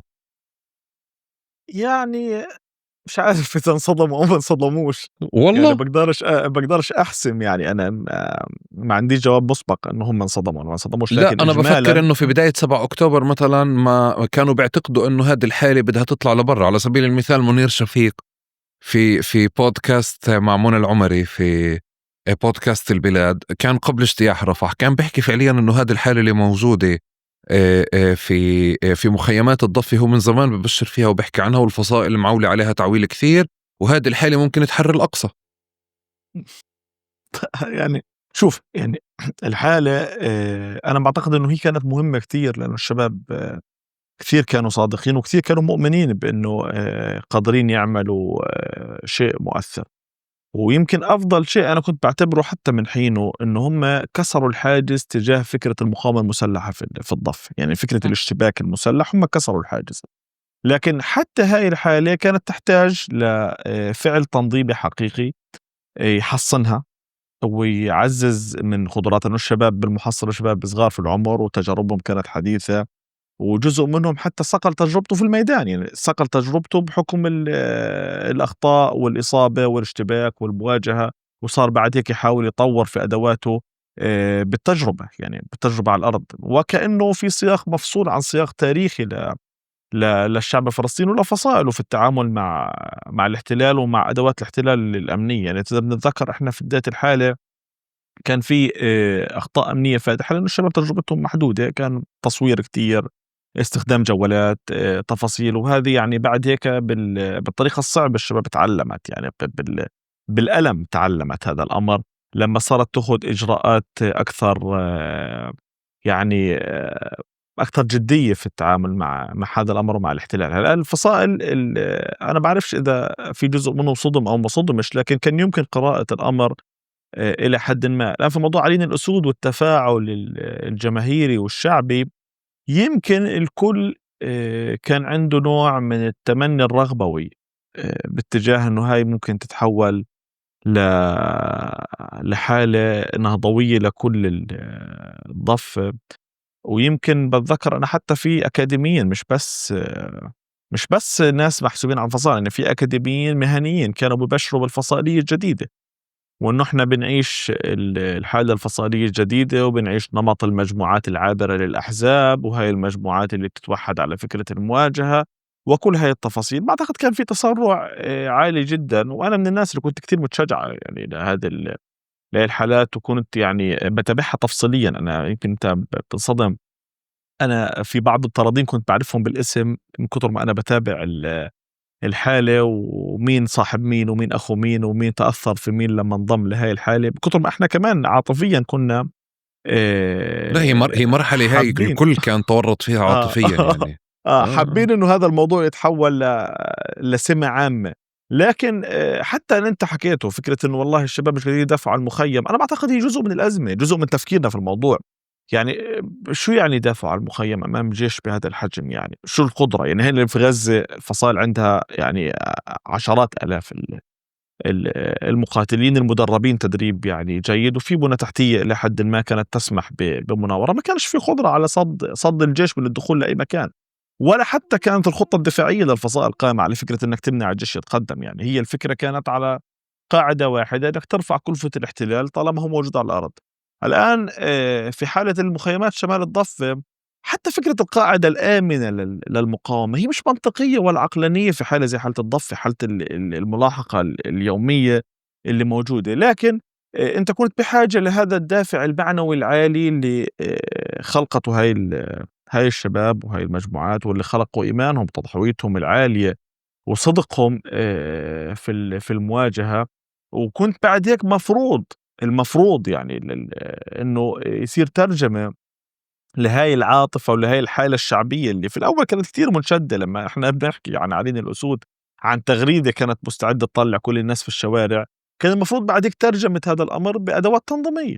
يعني هذا الأمر كان لازم يتنظم أكثر، ولازم ينعمل له حواضن شعبية أعلى وحواضن مجتمعية أعلى، وكان لازم حالة التفاعل من الأذرع الجماهيرية والأذرع المجتمعية إمم. للفصائل وللمجتمع مع هاي الحالة يشكل لها سياج ويشكل لها حصن، مش يتعاطى انه بمنطق اذهب انت وربك فقاتلا. يعني بالمحصله احنا التراس للمقاومه، وهي مشكله بعدك صارت في غزه. يعني في جمهور بيعتبر حاله جمهور المقاومه، لكن هذا الجمهور بشجع اللعب الحلو. يعني لما بصير في فعل مقاوم رائع وحلو، في مقاطع مصوره الشباب بيظهر فيها بطولتهم. وحتى في الضفة لما كانوا قبل هيك الشباب برضو بيطلعوا مقاطع لفعلهم أو بتشر لهم مقاطع، كنا بنشجع وبتعامل مع الموضوع وكأنه إحنا بنشجع فريق كورة رائع، وبنزل له شوية بوستات وممتاز، وبعدين نرجع نكمل حياتنا. وكأنه كجمهور مقاوم مش مطلوب منا غير إنه نبدي إعجابنا بهذا الفعل، لا أكثر ولا أقل. وهي جزء كبير من الأزمة، جزء كبير من حالة تفريغ الشحنة على السوشيال ميديا، وبعد هيك ينتهي دورنا. وهذا صار مع الشباب في شمال الضفة، وصار مع غزة، ويمكن يصير مع ساحات تانية طالما لم يتم بلورة أدوات حقيقية لتحشيد وتنظيم الناس. وإذا احنا بنرجع شوي حتى العمل الطلابي الفلسطيني في الضفة، اللي بفترات كثيرة كان هو كيف أقول لك المنارة المشرقة في حالة الغياب العام للفعل الجماهيري في الضفة. حتى هذا الفعل بلحظة من اللحظات صار بتعول عليه زيادة عن اللزوم بذات المنطق، وصرنا بنقول الحركة الطلابية في بيرزيت بدها تقود كل نهضة العمل الوطني في الضفة. لا يا ولما رجل، الحراك الشباب المستقل برام الله بده يقلب بده يقلب على السلطة. دائما كان في كل حالة يعني مبالغة بالتعويل. هذا إشي يعني له علاقة بالخطاب وبالإعلام أكتر يعني بعتقد. اسمح لي بس بدي أفكر معك بكمان شغلة. قلت لك على قضية إنه في معازل صحيح. موجودة على مستوى فعليا التواجد الفلسطيني، بس بذات الوقت فكرة وحدة الساحات برضو بنحكي عنها زي كأنه إشي جديد، أو الرغبة فيه أو الرغبة فعليا بكسر هذه المعازل. وبتذكر أحمد أنه كمان كل محاولات كسرها أو يعني غالبية محاولات كسرها كانت بكل مرحلة يكون فيها سلبيات. على سبيل المثال بمرحلة الانتفاضة الثانية كان في نقاش على شكل أو آليات دعم الحزب أو الدعم اللي بنزل من لبنان للمسلحين في الانتفاضة الثانية على مستوى السلاح، إنه فلان لفلان بيعرف فلان لفلان، هناك هب ولا هو صار معه مصاري، هب ولا هو حامل الجلوك، هو ولا صار في عندك مجموعة مسلحة جديدة. على مستوى فعليا قبل فترة مش بعيدة يمكن 2012 13 14 كان في محاولات لتنظيم خلايا مسلحة أو خلايا بدها تعمل عمليات في الضفة من الخارج. كانت كل خلية بتنمسك هي ومجموعتها بالكامل إذا بتتذكر في حينها. بعديها كمان كان في محاولات لإدارة الضفة من الخارج، بمعنى أنه مثلا في حزب أو في تنظيم ما على مستوى عسكري بكون المسؤول عنه على المسؤول عن الضفة موجود في غزة أو موجود برا. هذا المنطق بعتقد أو هدول الأمثلة اللي بحكيهم دائما كان في نقاش عليها، ودائما كان في نقاش إنه جماعة لا، الحزب مش المفروض تكون هذه آلية العمل. جماعة وقفوا قضية استقطاب أو تنظيم خلايا من برا لأنه عم تضربوا فعليا حاضرة المجتمع بالأساس. جماعة الشغل اللي عم بيكون من غزة على مستوى فعليا تنظيم عمل داخل الضفة عم بيعمل شغل كمان أو بيحبس الناس من غير داعي. بعتقد يمكن هذه الأمثلة كانت كافية إنه إحنا نشوف إنه في فوارق على مستوى ميداني. وبدي أروح أكتر وأكتر الكليشيه للأسف اليوم أنا بعتقد هو مش كليشيه يعني بس من كتر ما نحكى عنه يعني بقضية من شان الله يا غزة يلا. يعني كمان جزء من الأسطر اللي موجود صفة غزة هي عنوان المكان اللي انت يعني تلجأ له لما بتكون في ضيق ما أو كذا. بس مع ذلك فعليا طوال الوقت بعتقد تداخل عمل الساحات مع بعض كان بلغي خصوصياتها. يعني حتى على مستوى بحكي لك ما بين لبنان وما بين ما بين الضفة، ما بين غزة وما بين الضفة، توقع من الضفة إنه يلا مشان الله يا غزة يلا ادخلوا. زي مثلا إذا أنت بتحكي بترجع لسيف القدس كمان لما كانت غزة عم تحكي إنه إذا دخلتوا على الأقصى أو دخلوا المستوطنين على الأقصى رح تنعلن كمان حرب. السنة اللي بعدها دخلوا بس ما كان في قدرة على إنك أنت تشعل حرب في حينها. بحاول أقول إنه طب بنفع كمان نفكر إنه حتى وحدة الساحات هي رغبة هي أمنية موجودة عنا، بس حتى بالتعبير على مستوى خطاب إعلامي نتمنى إنه كل الساحات تشتغل. بس يمكن في فارق على مستوى التنظيم والأرض. شو رأيك؟ طب إيش أعمل معك أنا؟ أنت بتشتتني. شوف إيش بدك اللي أنت تعمل معي؟ حكي بإيش أقول تعبتك؟ لك ليش أنت بتحكي مجموعة من جزء منها فرضيات، جزء منها استنتاجات، بعدين بتسألني سؤال، فأنا إذا مررت لك استنتاجاتك حصير قبلان وهاي حتخلق لي يعني مشكلة. يعني أنا بجزء من هاي الاستنتاجات مش متفق معها. يعني إجمالا التجربة والتقييم طبيعي. ناس يعني لما بتحاول تجند عبر ساحات أخرى، بتحاول تدير الأمر عبر ساحات أخرى، وبتدعي على أشكال أخرى من العمل، وهذا ناتج عن أزمات موجودة على الأرض. وطبيعي لأنه أنت دائما في حالة من الملاحقة، في أدوات إسرائيلية، في تطوير لأدوات الملاحقة، في لاعبين جدد زي لما السلطة تنضم وبتصعد من انخراطها في عملية الملاحقة، فأنت كمان بتروح لاستحداث أدوات أخرى قد توفق فيها في بعض الأوقات وقد لا توفق. والآن يعني هي عملية التقييم بتصير بشكل دائم حتى في المواقف السياسية. هي ناس بتضل مواقفها السياسية المعلنة على نفس الرتم وعلى نفس الموجة. هذا الأمر بصير بعدك تطويره ارتباطا باللحظة والحالة، وارتباطا بالسياق، وكمان باللي بيصير على الأرض. الآن أنت بلحظة من اللحظات كان كل العمل في الأرض المحتلة بيدار من مكاتب الأرض المحتلة في الخارج في كل فصائل المنظمة. وبعد هيك في فصائل أخرى يعني زي حماس أنقذت بناها التنظيمية عبر إيفاد ناس من الخارج للداخل. يعني موسى برزوق لما أجى على غزة بفترة أجى وأعاد ترتيب أوضاع حركة حماس كلها بعد مجموعة من الضربات اللي تلقتها. نيجي لإشي مثال أكثر معاصرة، هو الشهيد أبو عمر السوري لما أجى على غزة بعد 2005. هو نقل بنية القسام من بنية المجموعات المسلحة المتفرقة لبنية منظمة أكثر، وعمل احترافية في المواقع وفي التنظيم. يعني هاي نماذج ناجحة.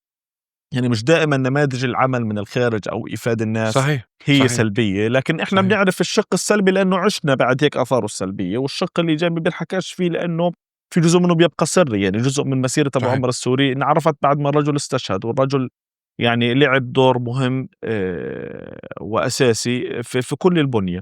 ويمكن زمان حتى كان في الدوريات اللي بتيجي من برا، في دوريات عملت نقلة في العمل الكفاحي على الأرض، لأنه كان في سلاح. على سبيل المثال في غزة ضل ورا الجيش التحرير أو الجيوش العربية اللي كانت، وكانوا المقاومين اللي في غزة بالفصائل سواء جيش تحرير أو جبهة شعبية أو فتح بيعرفوش يتعاملوا مع هذا السلاح. لما كانوا بيجوا تعاون الدوريات اللي بيتم إرسالهم من الخارج كانوا مدربين وعرفوا يستخدموا هذا السلاح، وتنفذ فيه عمليات مهمة وانضرب. يعني مثلا قضية فربجية على آليات في فترة السبعينات. الآن هاي نماذج الناس بتطور أدواتها، وفي مرات بتنجح وبتصيب، في مرات لا. في مرات الاحتلال بيكتشف هاي الأدوات وبصير يصفي يبلور أدوات مواجهة إلها تانية، والناس بتقع في أخطاء بس هي دفع ثمن، هذه عملية مستمرة وتراكمية. فهذا هذا بالشق الأول. بالشق اللي له علاقة بوحدة الساحات، هو طبعًا تمني، يعني بالآخر أنت كل عملك الثوري قائم على فكرة تحرير فلسطين اللي هو تمني، الثوري بالأساس هو حالم، وبعد هيك حلمه هذا. يعني أنت لمّا تيجي اليوم تحكي عن إنه دولة كيان زي إسرائيل دولة نووية وعندها كل هذه القوة، وتقول أنا كفلسطيني بدي أقاومها بأبسط الأسلحة. يعني اليوم لما بصير نقاش دولي حول نزع سلاح المقاومة، هو نقاش حول شو؟ يعني هو نزع سلاح فردي موجود مع المقاومين في قطاع غزة، وبعض الأسلحة المصنعة محليا اللي أنت يعني فعليا الإرادة اللي بتقاوم بالمعنى الأساسي. يعني الناس بتعمل، الشباب بيعملوا كل هذا الفعل الإعجازي في إيقاع خسائر بجيش الاحتلال اللي هو يعني مدرع تدريع عالي وفي كل أدوات التقنية اللي الله خلقها في العالم، لكن لأنه في إرادة وفي ناس يعني بتحاول تشتق طريق بالحفر بالصخر. لما بنحكي عن عبوة شواظ، ولا بنحكي عن ياسين 105، ولا أيا كان من الأدوات المصنعة محليا، هذا مش سلاح فعليا تواجه فيه دولة، لكن لأنك أنت بالمحصلة بتنخز قدم الفيل بإبرة حتى تدميها، لأنه أنت في حالة من المواجهة المستمرة، وطالما في احتلال في مقاومة. لهيك التمني بده يكون حاضر، وبنفعش أنت بس تكون واقعي سلبي في تفكيرك، لأنه الأساس إنه أي فعل سياسي فلسطيني بده يعبر عن الشعب السياسي الشعب الفلسطيني بكل أماكنه.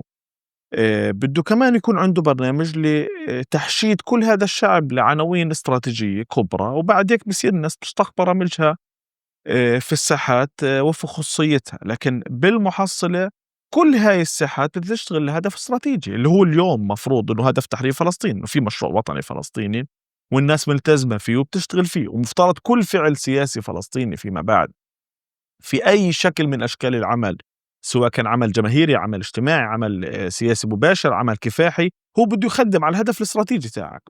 عشان هيك هو الأساس في الفعل السياسي هو وحدة الساحات. لأن بعد كيف الناس تحرك هاي الساحات وتخلق حالة من التكامل في فعلها، هذا بصير دور الإبداع عند القيادة السياسية الفلسطينية. وبعد هيك بده يصير كمان اشتقاق الأدوات وفق خصوصية كل ساحة وحجم الملاحقة فيها.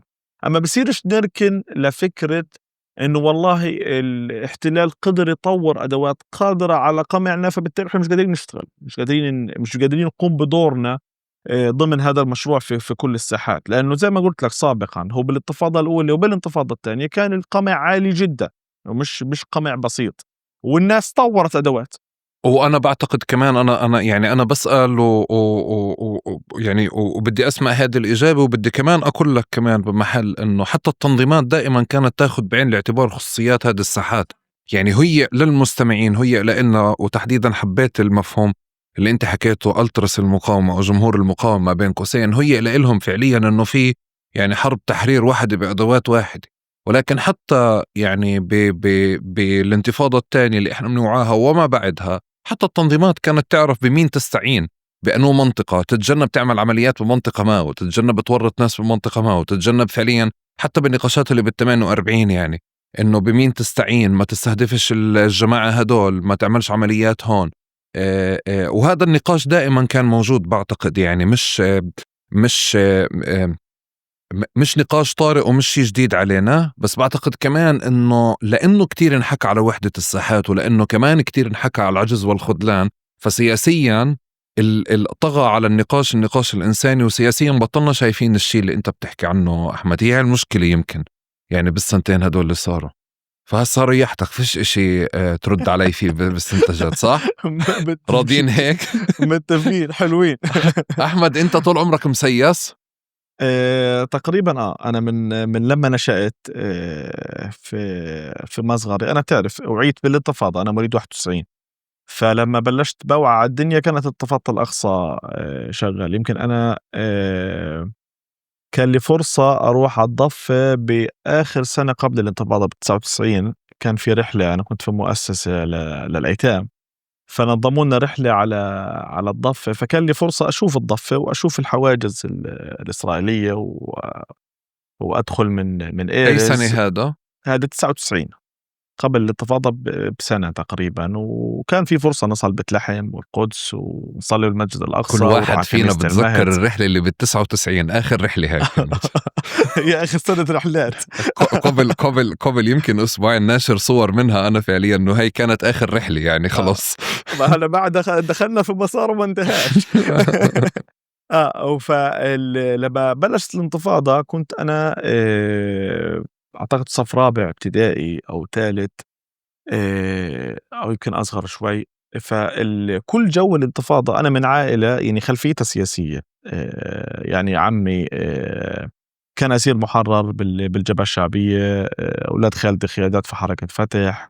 آه، يعني بهذا الجو حاضرين، وأنا من مخيم جباليا بالأساس، يعني نشأت في المخيم.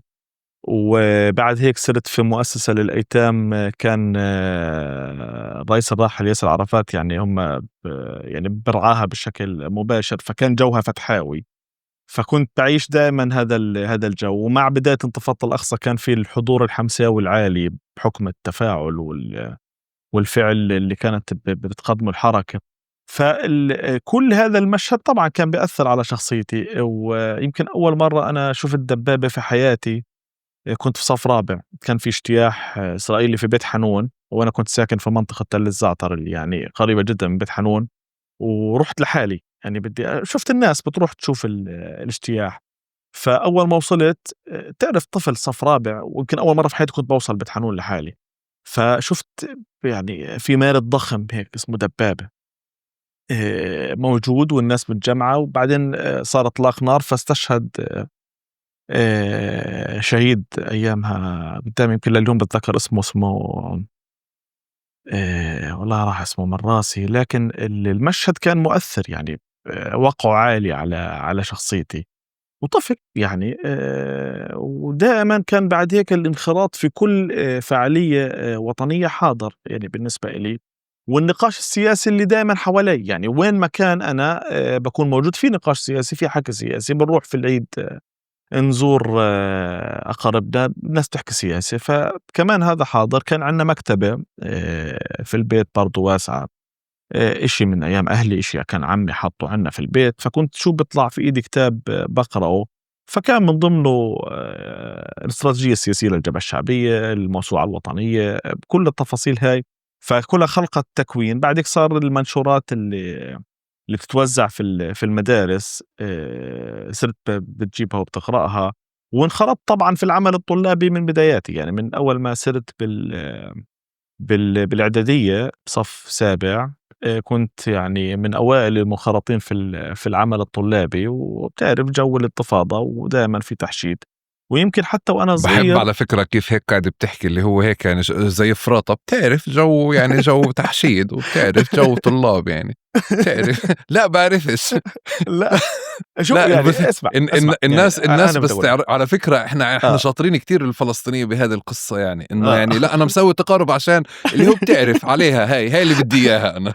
أنا بدي أشرح لك. اسمع شوف، أنا يمكن وأنا صغير كنت فيش جنازة لشهيد بتصير في مخيم جباليا اللي بروح عليه، اللي بقدر أروح عليه طبعا يعني. وفي جزء من هاي الجنازات تمسنا. يعني أنا إلي بن خالة استشهد في أول اجتياح لمخيم جباليا، فكان المشهد بالنسبة لي يعني وقعه عالي. وبعد هيك بلشت وين في مظاهرة، وين في دعوة لفعالية، أيا كان التنظيم، يعني أيا كان الداعي، كنت أروح أشارك. يعني بذكر أنا شاركت في مظاهرات للجبهة الشعبية ولفتح ولحماس ولجبهة التحرير وللجهاد الإسلامي. أي فاعل سياسي بتحرك كنت بجري في الشارع وبعيش هذا جو الهتاف. كنت حافظ حتى أناشيد لحماس وللجهاد وللشعبية ولفتح. وكله كان طبعا بيأثر. وفي شهداء كنت من كتر ما أنا متأثر في شخصيتهم أشعر أنهم أصدقائي، يعني بعرفهم أو عمري شفته في الشارع. بس لما استشهد صرت يعني من كتر ما أنا متابع تفاصيل شخصيته أشعر أن أنا حافظه بالتفصيل الممل.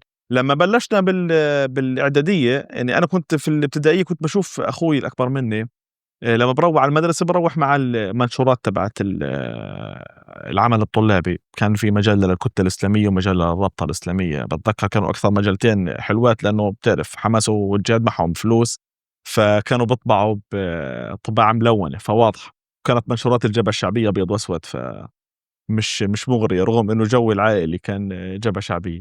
فلما كنت متشوق أصير في الإعدادية لأني بدي يصير في فرصة إنه أنا ألحق بشكل العمل الطلابي. أول ما صرت في أولى إعدادي أو في صف سابع بالأدق، كنت في مدرسة الوكالة.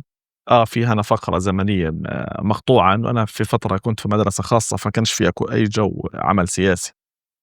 لما صرت بصف سابع بالأونروا بجباليا بالمعسكر بخيم جباليا، كان تعرف النشاط الطلابي عالي، كل الأطر بتشتغل وبتحشد، مع إنه نحكي عن مدرسة إعدادية. كتلة إسلامية ورابطة إسلامية، وكان في حينه لسه جبهة العمل كانوا طلائع الطلاب الثانويين أو اتحاد طلبة الثانويين بالأدق، والشبيبة الفتحوية، والجو يعني في استقطاب عالي. وأنا طبعا بحكم الجو العالي كان محاولة الانخراط مع الرفاق، كان حضور الرفاق محدود، وشايف تعاون الكتلة الإسلامية مارد يعني عدد كبير من الطلاب اللي هم أولاد الجوامع يعني بشكل أو بآخر، ودائما معهم مجلات وغيره. فكانت بتعرف باعتباري من جو يساري دائما عندي هذه الحالة من حب إنه والله إحنا طب خلينا ننظم حالنا أكتر فيكون حضورنا أعلى، ونروح للرفاق نقول لهم طب يا عمي بدنا زي المشايخ إشي ملون، بدنا مجلة حلوة. يقول لك إحنا كادحين واللي المتاح عندنا الأبيض وأسود اللي مصور البيان اللي طبعا اللي هو مش جميل بالنسبة لطالب في الإعدادية، مش فيش في مظهر الجمالي. صح. وصرنا الجو السياسي هذا حاضر. لما طبعا كان عندنا بتشعر حالك أنت في مهمة نضالية لما بتكون في المدرسة، وبتعرف إدارة المدرسة بتمنع الأنشطة الحزبية، فأنت كنت بكيف بتحس حالك لما أنت بدك تدخل منشورات. صح. عفوا. لما بدك تدخل منشورات على المدرسة تشعر حالك وانت يعني وكأنك عامل مهمة كبيرة، يعني بدكش الأستاذ يكشفك وبدك تتحرك بخفة وبتطلع بدري كتير وتكون قبل الطابور واصل. فكنت تشعر حالك في حالة يعني يومية من الالتزام في عمل هيك سياسي. وبعتقد هذا جزء من تكوين كثير من جيلي، يمكن يعني الشباب اللي لسه يعني عايشين، لأنه احنا جينا أكل ضربات كثير في الحرب، بالأخص اللي كانوا في مدرستي استشهد جزء كبير منهم بالإبادة، وجزء منهم كان ملتحم، ويعني كانوا نماذج مهمة. الله يرحمهم جميعا. لكن تعيش. اللي عاشوا هذه الفترة بيعرفوا اللي أنا بحكي عنه. وبعدين صارت عندنا شوية يعني أحداث كبرى، يعني استشهاد أحمد ياسين كان حدث صاعق، فيعني كل المدارس كانت في الشارع. أنا بتذكر يعني أكثر حدث بالنسبة إلي بالمعنى الشخصي انخرطت فيه بشكل كبير كان الغضب لما صار اختطاف أحمد سعدات من سجن أريحة. فتعرف طالب بالإعدادية ويعني شاعر بكل مشاعر الغضب، وبنفعش الحياة تمشي طبيعي، ولازم كل الدنيا تكون في الشارع، ومظاهرات، وبدنا نطلع المدارس مظاهرات، وبدنا نعلق الدوام الدراسي. كنت أنا في حينها يعني على رأس هذه التظاهرات. فهذا اللي التكوين خلق عندك حالة من الاحتكاك السياسي الدائم. بالثانوية طبعا الأمر وصل لمراحل أكثر تقدما، لأنه أنت صرت كادر جاهز أنك تحزب تنظيميا، لأنه بعد 17 بصير بحق لك أنك تأخذ العضوية الحزبية، وصرت بتأخذ الحلقات التثقيفية وبناء الوعي السياسي اللي أكثر يعني وضوحا، والمواقف. وصرنا بالثانوية كمان حتى حالة التنافس الطلابي أعلى في الشعارات السياسية.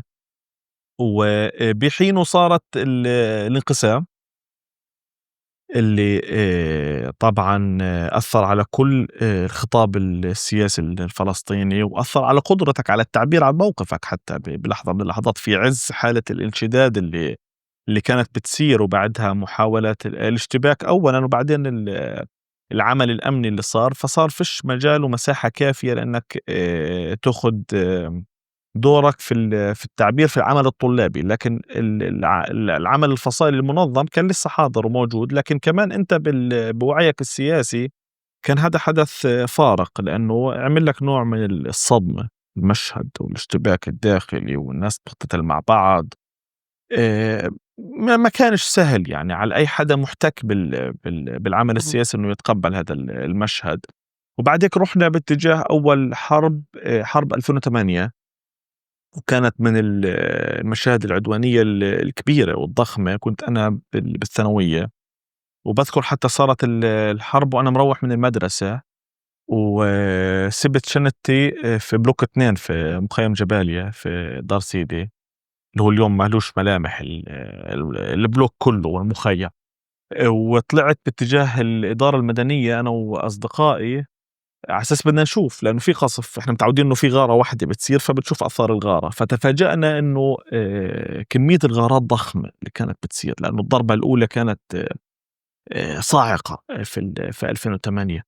وصرنا بدنا نطلع من منطقة اللي هي على صلاح الدين، اللي هو الشارع الشرقي لغزة، فبدنا نطلع بأي طريقة. فصرنا بنجري في الشارع وفي انفجارات في كل مكان. وحتى بذكر كان في صديق اسمه مصعب الحو استشهد الله يرحمه بحرب الإبادة، كان بيقول لي في رمل، في رمل، يعني الرمل بينزل علينا من فعل الانفجارات، فإحنا قريبين جدا. هاي الحرب كانت مشاهدها من المشاهد اللي كمان كانت صعبة، لأنه المجازر كانت كتير عالية، وأول مرة بنشوف هذا الحجم من الهجوم الإسرائيلي الساحق. ويمكن أنا بتذكر يومها لما كنت، وطبعا أول مرة بننزح لأنه اضطرينا نسيب بيتنا بالتل الزعتر لأنه المنطقة كتير ساخنة، ورحنا باتجاه مخيم جباليا. بعدين في المخيم في محيط دار سيدي أو دار جدي صار أكثر من ضربة، فاضطرينا برضو نطلع على الشيخ رضوان في مدينة غزة. فكل هذه المشاهد برضو كانت يعني من الشغلات اللي تراكمات. بتأثر في الوعي بس شو السياسي. أنا المشهد كنت الأول أحمد؟ المشهد الأول سياسيا، المشهد الأول اللي عمل لك الفارق في علاقتك مع فلسطين. يعني يمكن هو مشهد اشتعال الانتفاضة إجمالا. يعني أنا بكل في يعني مشهد كل محدد فيه يعني عمل لك علم فيك؟ يعني باستشهاد ابن خالتي، يعني ب 2001 لمّا استشهد ابن خالتي استشهد مشتبك يعني مع الاجتياح الإسرائيلي لمخيم جباليا. كان يمكن نوع من الحسم لفكرة إنه أنا ملتزم بهذا الانخراط السياسي، يعني ملتزم بالفعل الوطني، ملتزم بإني أنا في رسالة بدي أقدمها. ويمكن أنا يمكن لأول مرة باحكيها، أنا يعني بفترة مش بسيطة كنت باشوف حالي إنه أنا ممكن ما أصلش لعمر 20 سنة، إنه أنا غالبًا بحكم انخراطي الدائم في كل مظاهرة حاستشهد يعني بشكل أو بآخر مش حكمل يعني. فأنا كنت باقول دايمًا لأصحابي من باب الفكاهة إنه أنا أي سنة بعد ال20 أنا في العمر الفائض في الexpire يعني ما أنا بحب أحكي لك كمان، بحب أحكي لك ضيفنا السابق في تقارب كمان كان بقولنا إنه كان يفكر 30 سنة هذا عمر كبير بهديك المرحلة أيوه كمان، إنه خلص هذا يعني سقف الختيرة، لأنه إذا انكتب لك تعيش لل30 أنت حيكون بتكون إنجاز. مركت. أيوه صحيح. بعد هيك يعني لمّا الحياة مشت، مع إنه أنا كان عندي يعني كثير فترات كان النجاة فيها أعجوبة. يعني أنا باذكر في سنة كنت باعيش في حي النصر، وكان تحتنا في مقر لجريدة الرسالة، مش فاكر 2004 2003 بهذه الحدود. فانضربت الإسرائيلي قصف مقر جريدة الرسالة وأنا نايم بالضبط فوق المكان اللي أجى فيه الصاروخ. فبعرفش كيف طلعت عايش، لأني لما رجعت على المكان اللي كنت نايم فيه كان الزجاج تبع الشبابيك نازل في الوسادة والفرشة. مش عارف كيف أنا يعني طلعت من هذا المشهد عايش. وبعدك صار أكثر من حالة، يعني قصف في المحيط، في بيتنا في تل الزعتر انضرب مقابله بيت بصاروخ كان أظني وزنه نص طن، وإحنا كنا البيت المقابل مباشرة، فكان برضو النجاة فيها برضو معجزة. فكنت دائما بشعر إنه أنت في حالة من مناورة الموت بشكل دائم. وطول الحرب هاي برضو نفس القصة، أنت بتعيش يعني حالة من النجاة اليومية. بقى حرب 2014 بذكر كنا عاملين حملة للإغاثة، حملة كانت عنوانها اسمه كلنا مقاومة. إنه يعني إحنا حتى اللي بنعمل عمل إغاثي واجتماعي بنساعد النازحين من المناطق الشرقية، إحنا بنعمل فعل هو جزء من فعل المقاومة، لأنه تمتين الجبهة الداخلية، تمتين المجتمع هو جزء من المقاومة. إحنا في حين وكنا بنطلع في وقت تقريبا ما كانش حدا بيجرؤ يطلع فيه في الشارع. وبذكر إنه حكوا معنا الشباب بالوسطى إنه في كتير عائلات نازحة من شرق مخيم البريج وما عندهاش أكل، وإحنا كنا في مدينة غزة بنعمل مبادرات لأن نجهز وجبات محلية. فكان في تحدي كيف بدنا نودي الأكل هناك، لأنه أي مسار للحركة كان الإسرائيلي بيستهدفوه.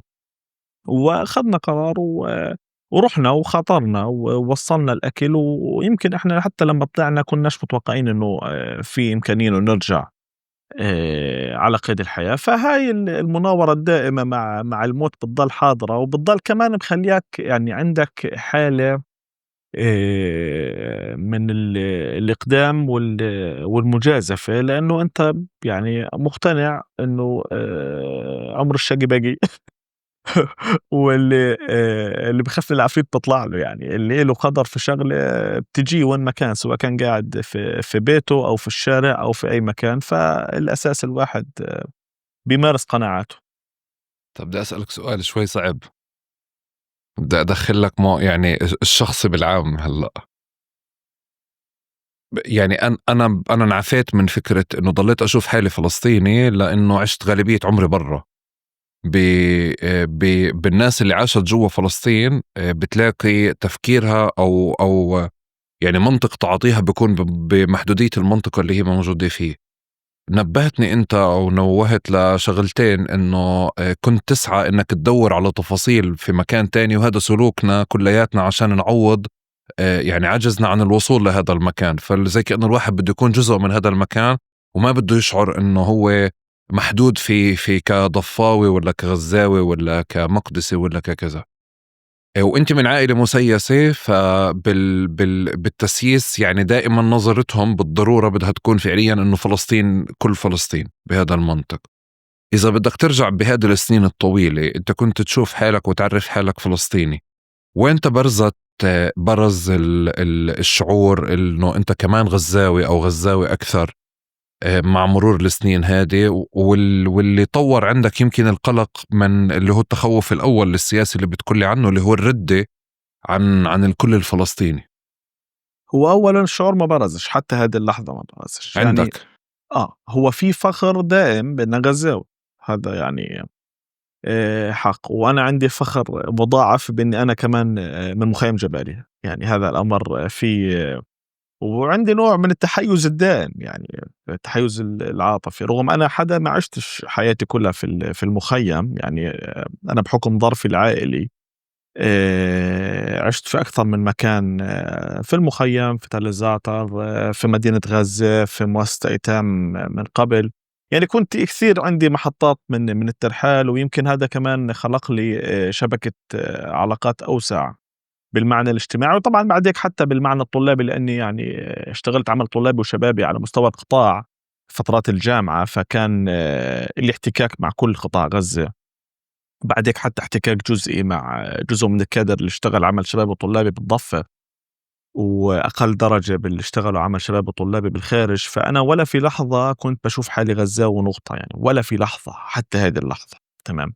أنا في كل لحظات كنت بشوف حالي فلسطيني، وفلسطيني أكثر من أكثر فلسطيني الله خلقه. يعني دائما بشوف أنه انتماء الفلسطيني الواسع هو الأعلى والأكثر طغيانا، وما فيش مجال عندي أفكر بمنطق مناطق يعني أو حتى عصبوي، حتى على صعيد فترات الانتماء السياسي والحضور السياسي والانخراط في العمل السياسي الحزبي. أنا معروف بين كل اللي عاشروني في هذا العمل إنه أنا من الناس اللي حادة ومتمسكة بمواقفها، وفي نفس الوقت من أكثر الناس اللي بتتمتع بعلاقات واسعة مع كل الفصائل. يعني كنت بالعمل الوطني الطلابي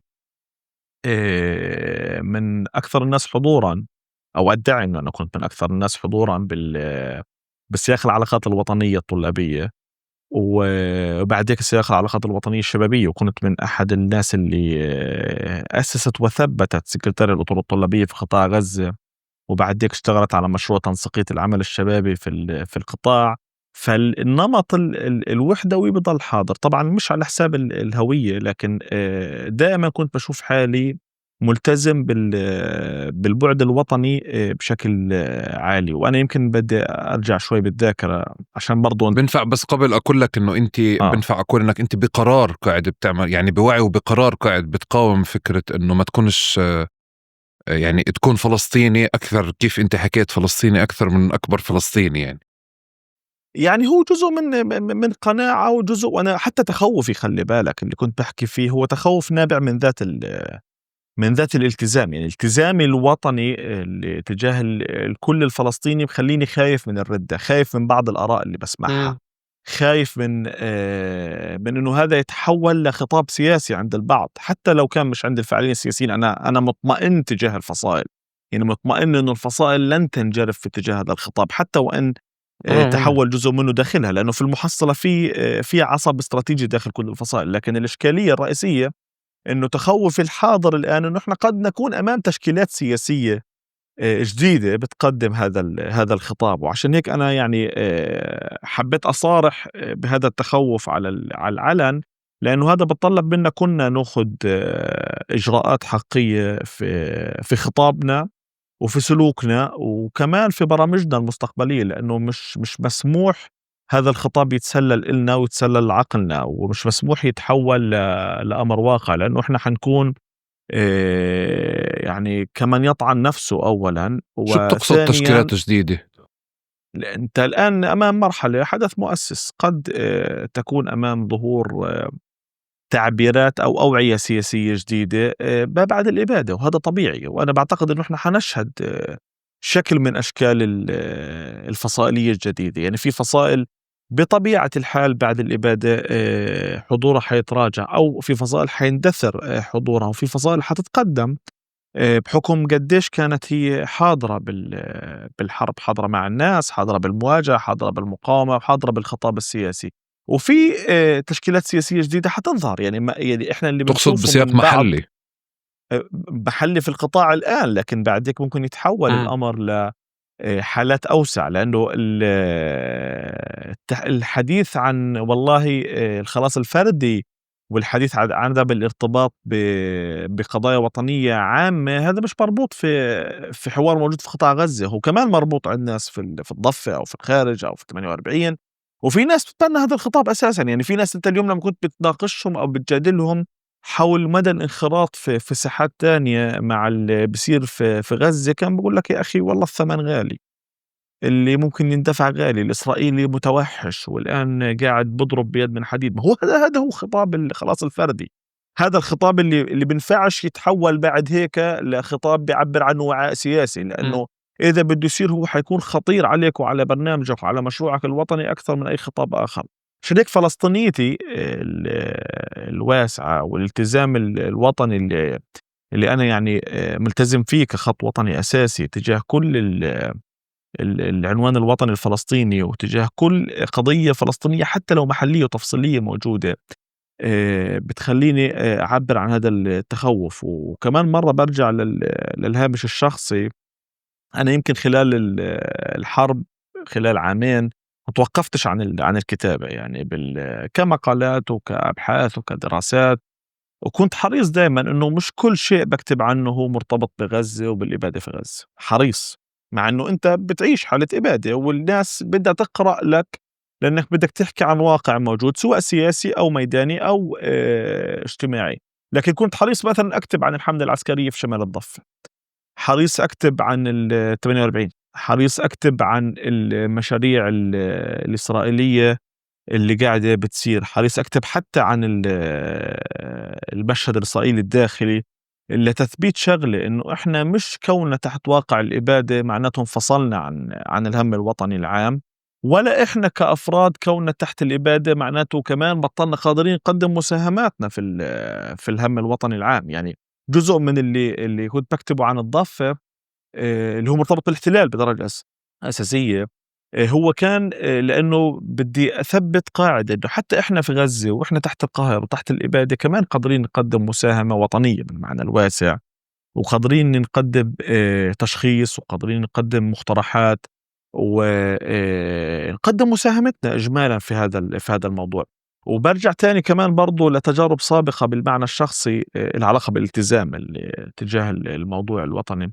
يمكن لمّا صارت انتفاضة السكاكين أو هبة القدس، بتعرف كان في عدد كبير من الشهدا. أنا كنت حريص في غزة إنه كل الفعاليات الطلابية في حينه تكون بأسماء شهداء من اللي استشهدوا في هاي الهبة. وعملنا جدارية كانت يمكن أكبر جدارية في القطاع على طول شارع الجامعات. أنت جيت على غزة يمكن شفت شارع الجامعات، هو شارع رئيسي موجود فيه الجامعات الكبرى، موجود فيه الأزهر والإسلامية وبعده جامعة الأقصى. فهذا الشارع على طول، وكنا عاملين جدارية طويلة فيها صور لكل الشهداء، وكنا مراعيين في اختيار الشهداء انه احنا نعمل توزيع ما بين شهداء من شمال الضفة، من وسط الضفة، من جنوب الضفة، من قطاع غزة.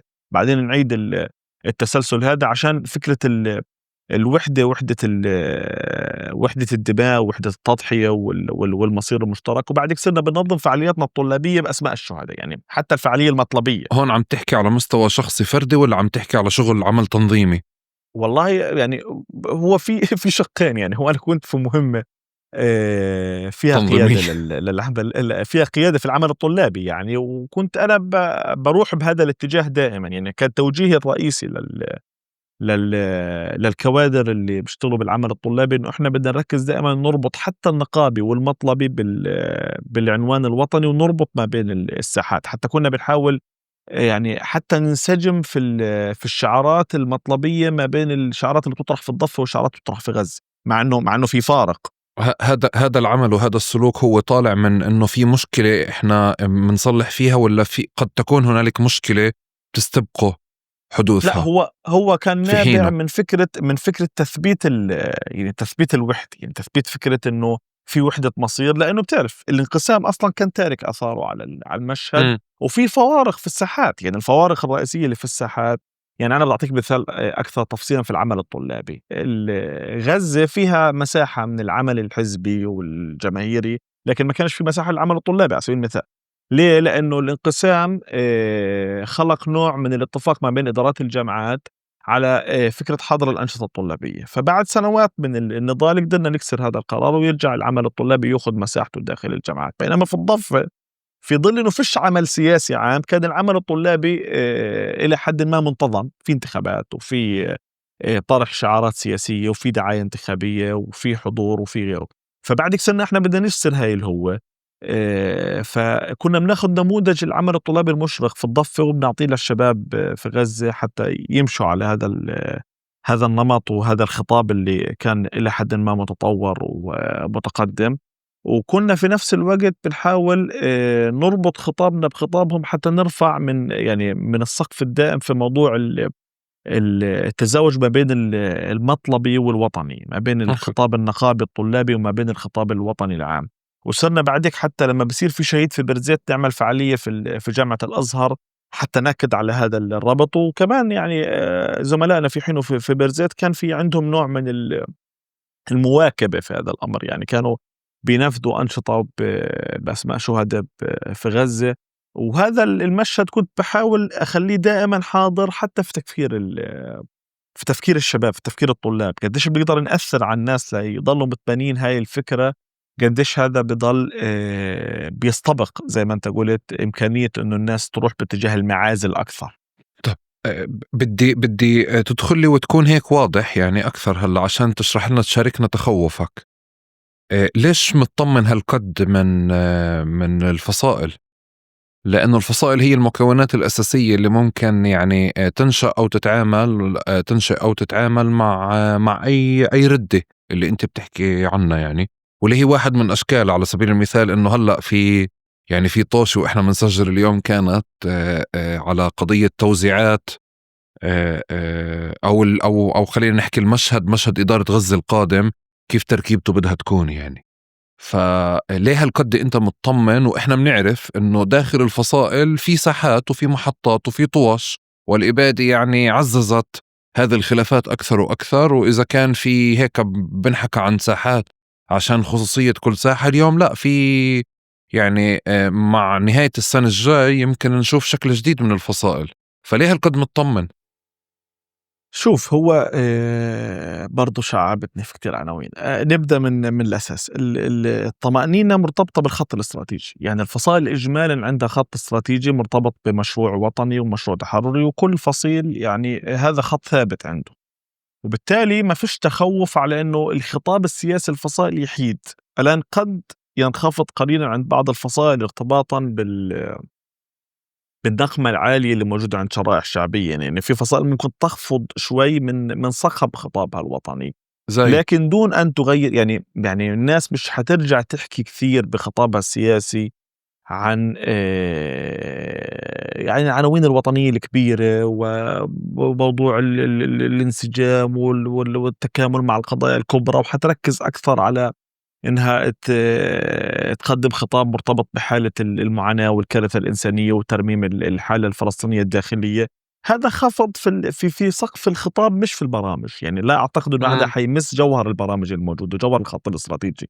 وأنا مطمئن لغالبية القوى الوطنية والإسلامية في هذا الموضوع، واللي إحنا على مدار يعني تاريخ شعبنا كل النكسات الكبرى ما قدرتش تعمل حالة انحراف يعني جوهري عند غالبية القوى. الآن في حالات طبعا موجودة فيها شذوذ، لكن إجمالا هذا بخليني مطمئن إنه هذا الخطاب لن يطغى داخل الفصائل، وإن كان حيكون حاضر. يعني في كادر، هذا بنقلني للنقطة الثانية، في كادر بالطبيعة حيعبر عن نقمته داخل فصائل، وفي كادر بالطبيعي حيحاول يعكس هذه النقمة حتى لإجراءات داخلية لها علاقة بإجراءات محاسبة وتعديل وتقويم وتقييم، وهي مهمة مش حتكون سهلة. والخلاف بين الناس في وجهات النظر داخل الفصائل هو حالة طبيعية. المشكلة في أي فصيل فلسطيني بده يكون منسجم على ذات النغمة، لأنه حيصفي فصيل بيمارسش الدور الحقيقي في التقييم والمتابعة والتقويم، وبعد هيك في اشتقاق البرامج ارتباطًا بالتقييم الواقعي. الآن في خلل، والطوفان وما بعده حرب الإبادة ثبتت إنه في خلل، في إشكالية، في ساحات ما قدرتش تلحق بالركب بالشكل المطلوب، في ساحات كان مطلوب منها دور أعلى وما قدرتش تقدم هذا الدور، في خطاب سياسي ما كانش يعني ملتقط الحدث في اللحظة المناسبة وما تطورش وفق الحالة المناسبة، في سلوك سياسي ما قدرش يوازي التغيرات اللي بتصير في المنطقة، وفي سلوك سياسي حتى الآن مش مدرك حجم حساسية اللحظة. يعني في قيادة في بعض فصائل ما زالت حتى الآن تتعاطى مع الأمر وكأنه هاي جولة من جولات المواجهة السابقة وانتهينا. مش الأمر بهذا الحجم من الاستراتيجية اللي أنا بحكي فيها، أو مش حدث مؤسس بهاي الدرجة. وهذا نوع من بعرفش، هو تجاهل، هو عدم إدراك، هو محاولة هروب للأمام، لأنه الناس بدهاش تحط إصبعها على الجرح وتخوض. لأنه بتعرف أصعب مرحلة كان بمر فيها كل المكونات السياسية هي المراحل التقييمية بعد الفترات اللي بيصير فيها حالات كبرى. يعني مرحلة التقييم بعد 82 كانت مرحلة صعبة، وجزء من الفصائل اختار إنه يتجاوزها. يعني إنه يتعامل وكأنه اللي صار في خروج منظمة 82 ما صارش يعني، وما خدش إجراءات حقيقية. وفي فصائل أخذت إجراءات بالتفضي الحجارة. في ناس تجاوزت التقييم وتعاملت مع تجلياتها باعتبار إنه أوسلو أجا فصرنا بدنا نتعامل مع أوسلو وكأنه هاي الفترة ما بدهاش تقييم. والتقييم هو الظاهرة الصحية. طبعا في فصائل أخرى كانت بتعمل تقييم وبتاخذ إجراءات. الآن بالإبادة طبعا الساحات حتتباين داخل الفصائل، وطبعا هذا حينعكس على النقاش الفصائلي الداخلي، وطبعا حينعكس حتى على موازين صنع القرار داخل هذه الفصائل. أنا متأكد يعني إنه هذا حياخد مجراه وحياخد مساحته. من عايش الإبادة في الداخل بطبيعة الحال كل ما سجلوا من ملاحظات على السلوك السياسي للساحات الأخرى، أو حتى للقيادة السياسية في ساحات أخرى، بطبيعة الحال حيحطها على الطاولة. وكمان اللي في الخارج مش حيكون بتعاطى مع حاله إنه هو مشاهد. ما هو في سلوك سياسي كان داخل الأرض المحتلة أو في قطاع غزة، وما كانش في بعض لحظات موفق، أو ما كانش قادر يلحق ببعض الأحداث ويحصرها في مكانها. فبالطبيعي هذا حينعكس على النقاش، حينعكس على الأوزان، حينعكس على التركيبات القيادية في جزء من هاي الفصائل. وهذا حاضر اليوم، حاضر في تفكير الكادر السياسي أو من تبقى من الكادر القيادي من جزء من الفصائل، وكمان حاضر بالحسبات الداخلية. وأنا بشوفش إنه هذا الأمر بالضرورة هو سلبي. يعني هذا النقاش بشوف وجوده حيكون إيجابي، أيا كانت نتائجه حيكون إيجابي، لأنه النقاش الداخلي حيفضل عملية تقييم حقية، وعملية التقييم الحقية حتطور البرامج وحتطور الأدوات وحتخلق محاسبات. وهاي المحاسبات كفيلة بضخ دماء جديدة، كفيلة بتجاوز جزء أساسي من العقبات، وكفيلة بالبحث والتفكير خارج الصندوق. إنه إحنا لفترات أو لسنوات طويلة كنا بنشتغل بنمط معين، وهذا النمط قد يكون غير صالح في بعض مواضع. وخلي بالك إحنا كمان حتى في قطاع غزة، هو العمل التنظيمي والعمل السياسي الفلسطيني لن يعود كما كان سابقا، لضرورات إمم. حيفرضها الأمر الواقع. لأنه أنت بتحكي اليوم عن محاولة أمريكية إسرائيلية لتشكيل النظام السياسي الفلسطيني من بوابة غزة، وهاي المحاولة بتهدف بشكل أو بآخر لأنك أنت تخسر صبغتك الوطنية اللي كانت في القطاع لفترة طويلة، هي أساسية وكانت عامل مهم في إطار نهضة الخطاب الوطني العام. ففي محاولة أمريكية إسرائيلية لتحييدك في قطاع غزة من كل الفعل السياسي، وأنت مش حتقدر تشتغل بالنمط العلني السابق. يعني في مشاهد لن تعود في غزة. يعني مش من السهل إنك ترجع تشوف مواقع عسكرية وحضور مقاوم علني، وهذه العروض الضخمة اللي كانت بتصير. وفي مشاهد حتى من الحشد الفصائلي اللي كان بيصير، كان إن أنا الفصائل حتروح باتجاه التراجع عمل خطوة سري يمكن. للخلف. ويعني مش ما أعتقدش حنصل للعمل السري، لكن دمج ما بين نمط العمل العلني والعمل السري، ومحاولة البحث عن أدوات تعبير سياسي أخرى غير الحضور الفصائلي العلني، على الأقل في السنوات الأولى. لأنه أنت في حالة من الضغط والشد العالي مع المجتمع الدولي ومع محاولة الاحتلال إعادة تشكيل مجتمعك إجمالا في القطاع، وإخراج كل البنية الفصائلية وتفكيكها. وبالتالي مطلوب من الفصائل تتعامل مع هذه الموجة. عشان هيك هذا كمان حينعكس حتى على الحضور العلني والحضور داخل التنظيمات. يعني لما احنا كنا بنحكي عن رأس فصلين أو 3 فصائل من الفصائل الرئيسية كان موجود داخل غزة، ما أعتقدش هاي المساحة حتبقى متاحة بالفترة القادمة، على الأقل بالسنوات الأولى. وبالتالي كمان هذا بده ينعكس على التركيبة القيادية في هاي الفصائل. فإحنا لا، إحنا حنشهد مرحلة فيها تغييرات عالية، فيها نقاش صعب ولن يكون يسير، ونقاش يعني حيتخللوا مشاحنات عالية، وحيتخللوا نقد بشقه السلبي حيكون عالي وحيكون حاد، وطبعا حيترك أثره على كثير من الكادر. لكن نقاش يجب أن يحدث، وهو نقاش حيضع يعني قطار التقييم على السكة. وإذا لم يوضح هذا القطار، كل من لن يذهب لعملية تقييم حقيقية حتكون خسارته الاستراتيجية فادحة. شو مظاهر الخسارات ومظاهر الردة اللي مخوفتك كثير حتى اللحظة مش قاعد هيك بتشاركني عليها، منلف حواليها، تعال نحطها على الطاولة؟ أنا كثير بالمعنى الوطني العام كثير بخاف من فكرة الحكي عن الخلاص الفردي. هذا الخلاص الفردي خلي بالك شفناه في غزة إحنا بالأيام الأولى، لما جزء من المجتمع المدني، جزء من بعض الكادر فضل يحمل حاله ويسافر. هذا الأمر أعطاك نموذج صغير إنه الخلاص الفردي هذا قديش ممكن يأثر على الناس. يعني مثلا كل من يعمل في عمل عام وأخذ قرار بأنه يغادر القطاع في حرب الإبادة، وفي نفس الوقت احتكر موقعه، أنا بعتقد أنه هو لا يستحق هذا المكان. وبعتقد أنه وجوده في مكانه هو مضر ومؤذي لكل الحالة الوطنية. لأنه بنفعش أنت يعني البحث عن النجاة شعور فطري وطبيعي، والناس طبيعي تبحث عن النجاة. لكن إذا أنت اخترت خيار الخلاص الفردي، بطلعلكش تحتكر هذا الموقع من العمل العام، بالأخص أنه أنت قد تكون تعمل في عمل عام يمس الناس مباشرة، سواء كان عمل سياسي أو حتى عمل مجتمعي. يعني بينفعش مدير لمؤسسة صحية أو مؤسسة حقوقية يترك موقعه ويقرر يغادر ويدفع $5000 أو $20,000 لينسق ليخرج من القطاع ويسيب الناس. طب مين بده يوثق الانتهاكات؟ مين بده يعالج؟ مين بده يستمر بكل هذا الدور اللي كان مطلوب؟ ويمكن هذا بعدين انعكس على تجليات الإبادة بالأشهر الأولى، لأنه جزء من المجتمع المدني ما كانش حاضر، فبالتالي صار بعد هيك حكي بحضور عشائري أعلى وتفاعل لمكونات أخرى على الأرض، لأنه كمان الفصائل بفعل الاستهداف ما كانتش تقدر تمارس دورها المجتمع المباشر. فهذا جزء من الإخلال اللي بيخلق عند الناس كمان تفكير إنه يا أخي طب ما هي أبو الخلاص الفردي بكرة بده يرجع وزير. وهذا بخدني لسؤالك حول موضوع اللي كنت فيه في السؤال السابق، حول موضوع تشكيل اللجنة الإدارية في غزة، والحكي الآن عن إنه الأسماء بدها تكون من قطاع غزة، من الناس الذين بقوا في قطاع غزة.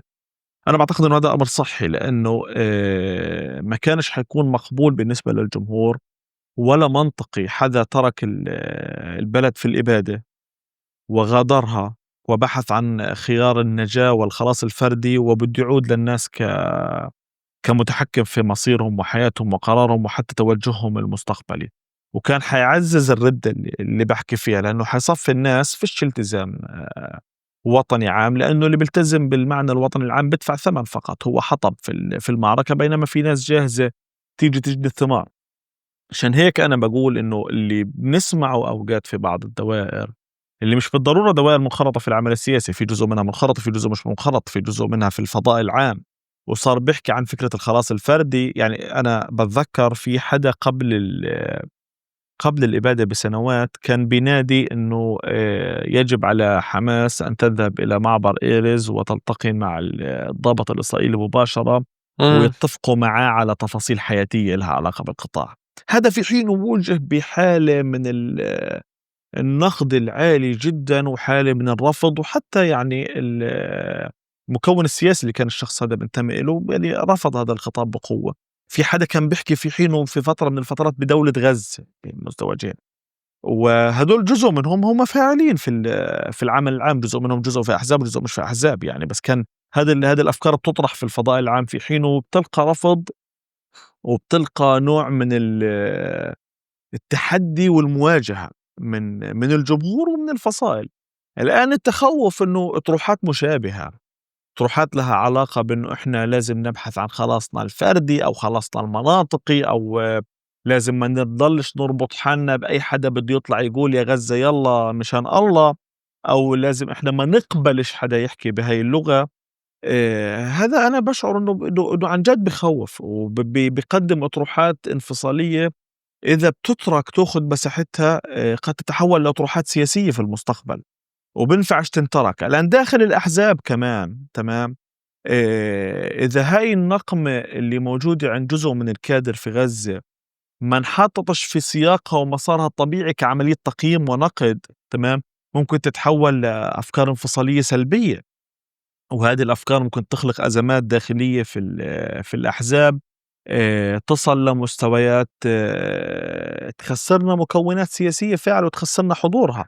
عشان هيك بقول إنه التحذير المسبق منها هو تشخيص لجرح موجود وبنزف، وتجاهلها خطير، وبنفعش الناس تستسهل هذا التجاهل وتتجاوز عن هذا الأمر وكأنه غير موجود. لا، المطلوب الآن إنه الناس تعمل بوضوح بلورة خطاب وطني حقيقي، وكمان ما تقبلش الخطاب التقسيمي إنه يحكى، يعني ما تقبلش إنه الحكي إنه نميز ما بين والنقد اللي في محله واللي هدفه الإصلاح والتقويم، وما بين الخطاب اللي بيشوه الوعي العام. يعني الخطاب الآن بفكرة إنه أنا عندي مشكلة مع 10 اللي نزلوا على المنارة لأنهم 10، وأنا مشكلتي مش مع 10 يا أخي، أنا مشكلتي مع الآلاف اللي ما نزلوش مع 10.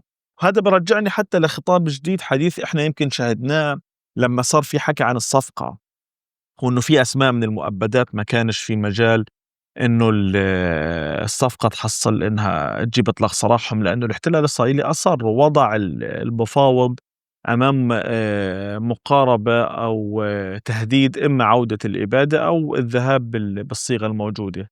أنا في حينها كنت بوجه تحذير لأكثر من حدا إنه يا جماعة الخير، بنفعش الآن الخطاب بيصير وكأنه إما الأسرى اللي في المؤبدات وإما الإبادة. مش هيك الأمر، بنفعش المقاربة تكون هيك، وبنفعش نصير نتعامل مع نقمة أهل أسير وكأنه أهل الأسير بيطالبوا باستمرار الإبادة. يعني إمم.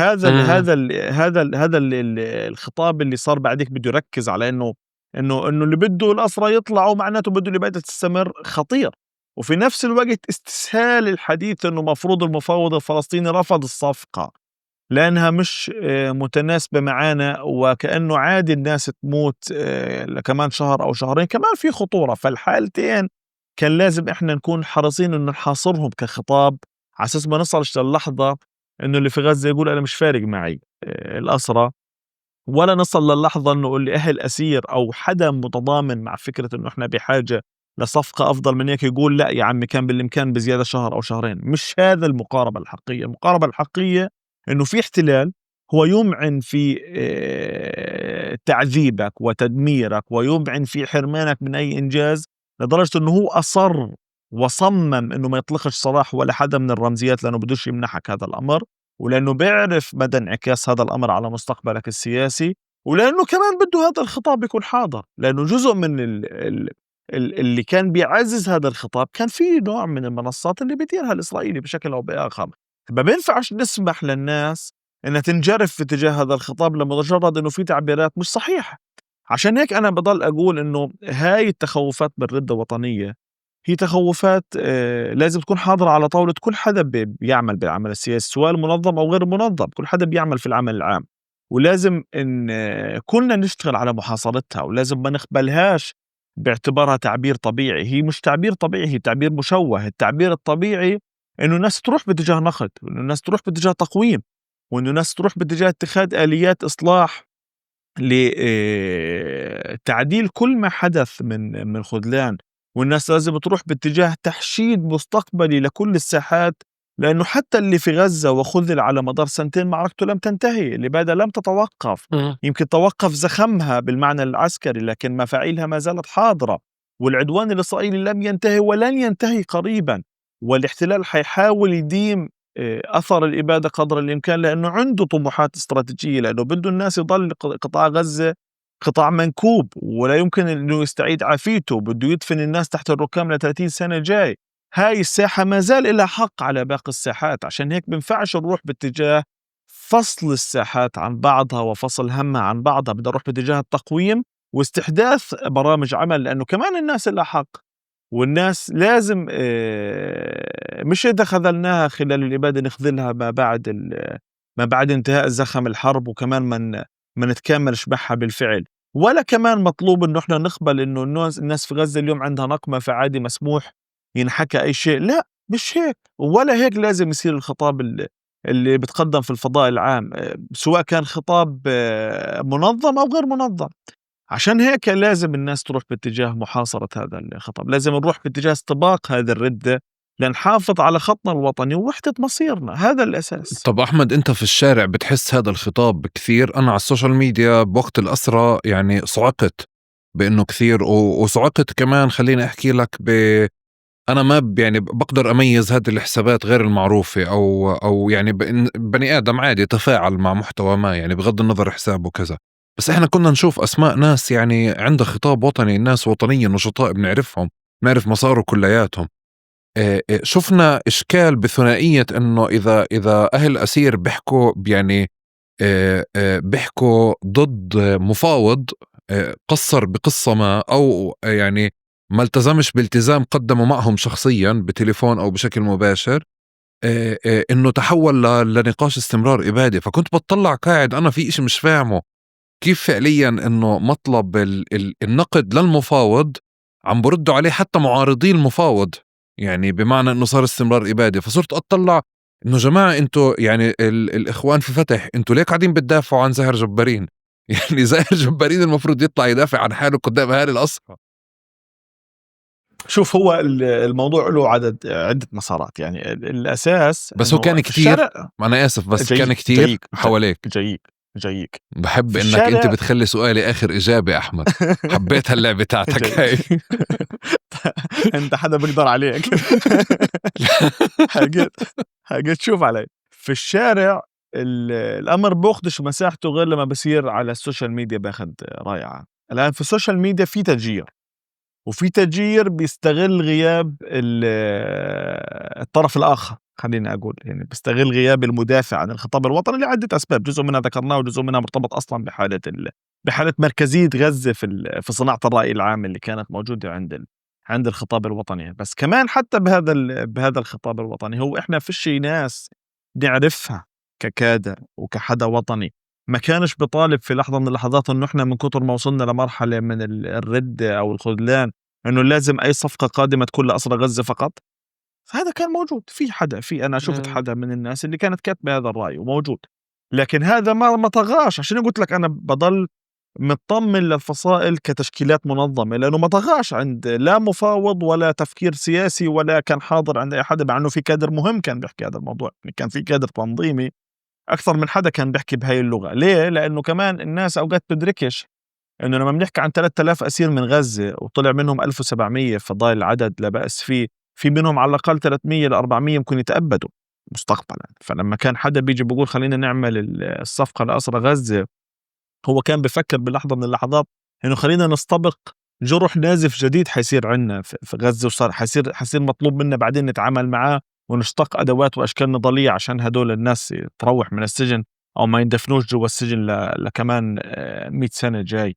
فبالتالي كان حاضر هذا، لكن ما طغاش على الرأي السياسي. الآن إن نيجي على كادر آخر اللي هو عنده مشكلة مع كل فكرة المقاومة وعنده مشكلة مع كل الخطاب الوطني، وبشوف في فرصة دائما للعب على هذا التناقض. فلما بشوف انه في بنت اسير او زوجة اسير بتنزل موقف ناقد، هو في هدفه الاساسي مش ناقد. انا بعتقد انه جزء اساسي من اهل الاسرى احنا بنعرفهم، نعتز فيهم، بنعرف مواقفهم التاريخية.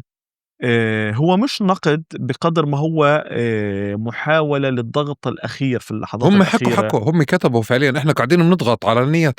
أيوة عبر الرأي العام على المفاوض، لعل وعسى هذا يكون في مجال لغير. أنا بالمعنى الشخصي خضت نقاش مع جزء من العائلات وكنت بقول لهم أنا من اطلاع ومن إدراك على ما جرى في شرم الشيخ، بعرف إنه المقاربة اللي انطرحت على المفاوض الفلسطيني أو على المفاوضين المقاومة ما كانتش مقاربة سهلة. يعني كان في الآخر التهديد الأخير إما هذا وإما ينسف كل المسار، وبالتالي ما كانش القرار سهل على أي حدا، ولا في حدا في الشعب الفلسطيني كله سهل عليه كان إنه ما يشوفش مروان برغوثي وأحمد سعدات وعبد الله البرغوثي وإبراهيم حامد وحسن سلابة وكل هاي الأسماء حرة. ولا حدا كان، أنا كنت بقول إنه ببساطة إحنا قادرين نبيض المؤبدات وقادرين حتى ننجز حقبة كاملة من الأسرى في المحكوميات العالية وننهي هذا الملف بالعدد اللي كان موجود لدى المقاومة. لكن كمان أمامك احتلال بده يكسر هذا الأمر بأي شكل، وما كانش حيمنحك هذا الموضوع. كنت أنا في لحظات كثير بقول حتى في نقاشات سياسية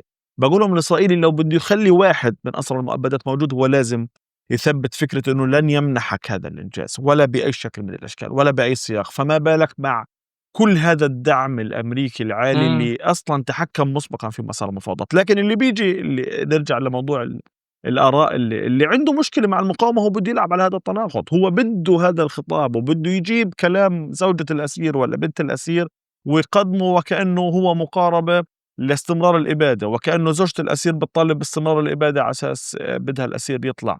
هذا اللعب على التناقض زي ما انت قلت. وكيف فتحاوي بده يدافع عن زاهد جبارين وطول الحرب هو بتبني خطاب معادي أساسا، هو بتبني خطاب معادي لكل الخطاب السياسي المقاوم، وبالتالي هو أساسا هو لعب على التناقض وهو تغذية. وخلي بالك هو مش بس تغذية لها علاقة بالانقسام، هو في تغذية بتحركها عن جد منصات إسرائيلية وبتحركها عن جد منصات تشتغل مع الهسبرة. هلقيتها في جزء من الناس، يعني على سبيل المثال أنا مش مستوعب إنه في جزء من المغتربين اللي من غزة الموجودين في أوروبا هو طول حرب الإبادة طول السنتين ملوش شغل ولا شاغل إلا يثبتوا إنه إحنا مش صامدين. يعني ما فيش في باله أي شيء ممكن يقدمه إلا اللي يقول الناس اللي في غزة هذول مش صامدين. يعني طب إيش بنعمل إحنا؟ يعني يعني طب أنت يا أخي إذا أنت شايف إنه دورك في الحياة إنك تهاجم كل تعبير عن الصمود موجود في قطاع غزة، تمام؟ هذا التزام وطني. أنا عمري في حياتي ما كان بالنسبة لي هذا النوع من الالتزام الوطني. أنت في أوروبا موجود، أنا بشوف التزامك الوطني كان إنك تكون في الشارع، يعني تحاول تحشد الناس توقف الإبادة. بس إذا أنت موجود على السوشيال ميديا على مدار الساعة وبتقدم خطاب هجومي بيهشم كل قيمة الله خلقها في الدنيا، وبيحاول يعني كمان يهشم حتى القناعات الوطنية اللي موجودة عند الناس، يهشم فكرة إنه والله الناس ملتزمة بمسار وطني عام، والناس عارفة إنه خصمها هو الاحتلال، والناس عارفة إنه كل ما نعيشه من مجازر ومن ألم هو سبب رئيس الاحتلال، ليجير هذا الخطاب وينقله لخطاب آخر ويحاول يحمل المقاومة المسؤولية ويعفي الاحتلال من مسؤوليته تجاه الإبادة. هذا مش خطاب بيجي في إطار مناكفة سياسية، ولا أنا بقتنع في أي لحظة من اللحظات إنه هو تعبير عن الانقسام السياسي. هذا خطاب بالنسبة لي خطاب موجه، خطاب بهدف لخدمة فكرة بيحاول الاحتلال يقدمها. وإلا شو أنا بدي أفسر إنه والله اللي بينزلوا أفريقاي أضرعي أو المنصات اللي معروفة أنها تدار من قبل الشباك مع بعض الآراء اللي بيقدمها جزء من الناس اللي بسموا حالهم بالمزدوجين النشطاء. هذا مش خطاب بريء، ولا في أي لحظة كان خطاب بريء. هو خطاب بيستثمر بدرجة أساسية في فكرة الردة اللي أنا بحكي فيها، في فكرة الخذلان اللي الناس بتحس فيها. فإذا بتشعر الناس إنها مخذولة فتيجي أنت تروح تصب الزيت على النار لتشعل هذا الأمر باتجاه تغيير في قناعات الناس، تغيير بالارتباط الوطني للناس، هذا ولا في لحظة ولا في أي سياق ولا بأي منطق ممكن يحسب باعتباره خطاب خلاف سياسي فلسطيني. هذا خطاب يخدم الاحتلال ويتماهى مع الاحتلال. هدول حرقين دمك انت او محروق دمك منيح احمد على القصة هاي. والله الموضوع يعني انا بالنسبة لي كان شوف انا اخوي وهو يعني مش بس اخوي، يعني انا بعتبره ابن اللي ربيته، استشهد في مخيم جباليا هو وزوجته وابنهم، طلعوه من بينهم. كان ابن عمي بالغرفة الثانية برضو استشهد. أنا بذكر نقاشي مع أخوي في حينها، قلت له أنا يعني الأمور سخنة في المخيم، وإذا بتطلع بكون أفضل. قال لي أنا بتركش المخيم، وأنا يعني طول ما الناس في المخيم أنا موجود في المخيم، وهذا قراري، وإذا ربنا كاتب شيء يعني لا حول ولا. فأنا كل ما بتذكر فكرة إنه في حدا بده يقلل من هاي القيمة، وبده يقول إنه والله الناس اللي صمدت لأنه هي ما عندهاش خيار آخر، وكل حدا بده يسلب، كل حدا أخذ قرار إنه بده يبقى لأنه بيعرف إنه الاحتلال بده يفرغ هذا المكان. بصير الأمر بالنسبة إلي مستفز وبلامس يعني هم عام وهم شخصي، يعني تمام. وفي ذات الوقت يا أخي بنفعش ننكر إنه الناس اللي تصدت وصمدت في شمال غزة طول هذه المدة، وبالأخص الناس اللي تصدت لخطة الجنرالات وبقيت لآخر لحظة بتواجه وبتقاوم، من هدول والله ناس مغلوب على أمرهم وضايلين لأنه مش عارفين يطلعوا يعني، أو مش قادرين يطلعوا. أنا عمي طبيب طول عمره بيشتغل في الأونروا وزوجته ممرضة، فهم من الناس اللي بيعتبروا بالوضع الاقتصادي إن الناس اللي قادرة تنسق وتطلع في أي وقت. لم يغادروا شمال غزة ولا يوم، مع أنه فقدوا أبنائهم شهداء وفقدوا بيوتهم ودفعوا ثمن غالي. أنا خالتي اللي ربتني يعني بعد ما أمي توفت، وخالتي الثانية وخالي وزوجته وأبنائه، لما صار الوضع في منطقة التوام صعب، قرروا ينتقلوا لمخيم جباليا، مع أنه خالتي بنتها موجودة في رفح وعندها بيت في رفح، يعني كانت بنتظرها. لما حكيت معها قلت لها يا خالتي يعني مش مفكرة تروحي على رفح؟ قالت لي بعرفش حالي برا مخيم جبالي، أنا بعرفش حالي برا المخيم، والمكان اللي كانوا نازحين فيه استهدف بصاروخ حربي واستشهدوا كلهم بكل معنى الكلمة يعني. فأنا بعرفش كيف هذا الأمر ممكن يكون. فصل النت.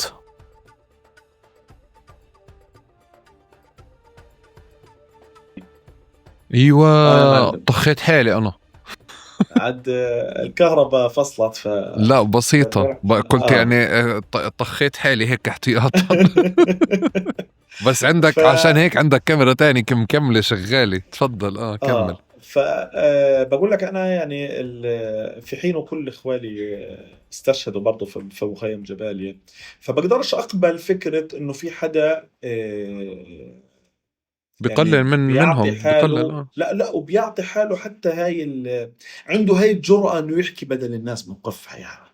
وبتقلل من كل هاي التضحية، بتقلل من كل إصرار الناس على التمسك بأرضهم، بتقلل من كل مخاطرة الناس. أنا لي صديق أبوه أخذ قرار لما صارت خطة الجمهورات، قال أنا لا يمكن أخرج من مخيم جباليا، واستشهد وبيعرف تماما إنه قد يكون هذا مصيره. قلت هذا مش معناته إنه طلع يعني مجرم، لكن بنفعش أجي أنا أتنكر لكل هذه التضحيات لمجرد إن أنا بس بدي أناكف سياسيا، أو بدي أحاول أمرر دعاية محددة وأقول إنه لا يعني الناس لأنها مجبرة أنا ومغلوب على أمرها ومش قادرة تأخذ أنا خيار يعني. أنا لسه بدي أشاركك إشي لأول مرة بفهم مفهوم الصمود بمفهوم اشتباك حقيقي. عادة تعرف الصمود منه إحنا وصغار، إحنا صامدين كله صامت في هالبلد، ما حدا فاهم. حتى في بداية ما بعد 7 أكتوبر لما كان بنحكى الناس صامدة، فالرد عليه افتح المعبر بنشوف قديش. وفعلا يعني محاجاة أو سؤال ممكن يكون عيني. بس المرحلة اللي أنت بتحكي عنها تحديدا، وآخر مرحلة لما كانت فعليا المفاوضات على النار والناس قاعدة، ولسه كمان أحمد يعني أنا وإنت بنعرف كمان والناس بتعرف إنه ما كانش في قيادة فلسطيني بيحكي مع الناس بقول لهم استنوا اصبروا وإحنا معاكم، ما كان في حدا. فالناس أخذت قرار فعلا إنه هي تقعد وتصمد في بيوتها، تمام، وما بدها تغادر. هدول الناس أنا بالنسبة لي مش نقاش صمدوا ولا ما صمدوا، افتح لهم خيار ولا ما تفتح لهم خيار. هدول هم مفهوم الصمود. يعني أنا رجعت أعرف فعليا فكرة الصمود بهذا المشهد اللي هو بالضبط اللي انت تفضلت فيه. حدا عارف انه ما حدا بيحكي معه، ما فيش حدا ممكن يوفر له دعم، قدامه فعليا في خيار انه في يعني مساحة نجاة محدودة ممكن تكون، واخذ هذا الخيار. انا ما بقدر اتعاطى، مش مع التقليل معه، بقدرش اتعاطى مع فكرة عدم الاحتفاء بهذا الصمود.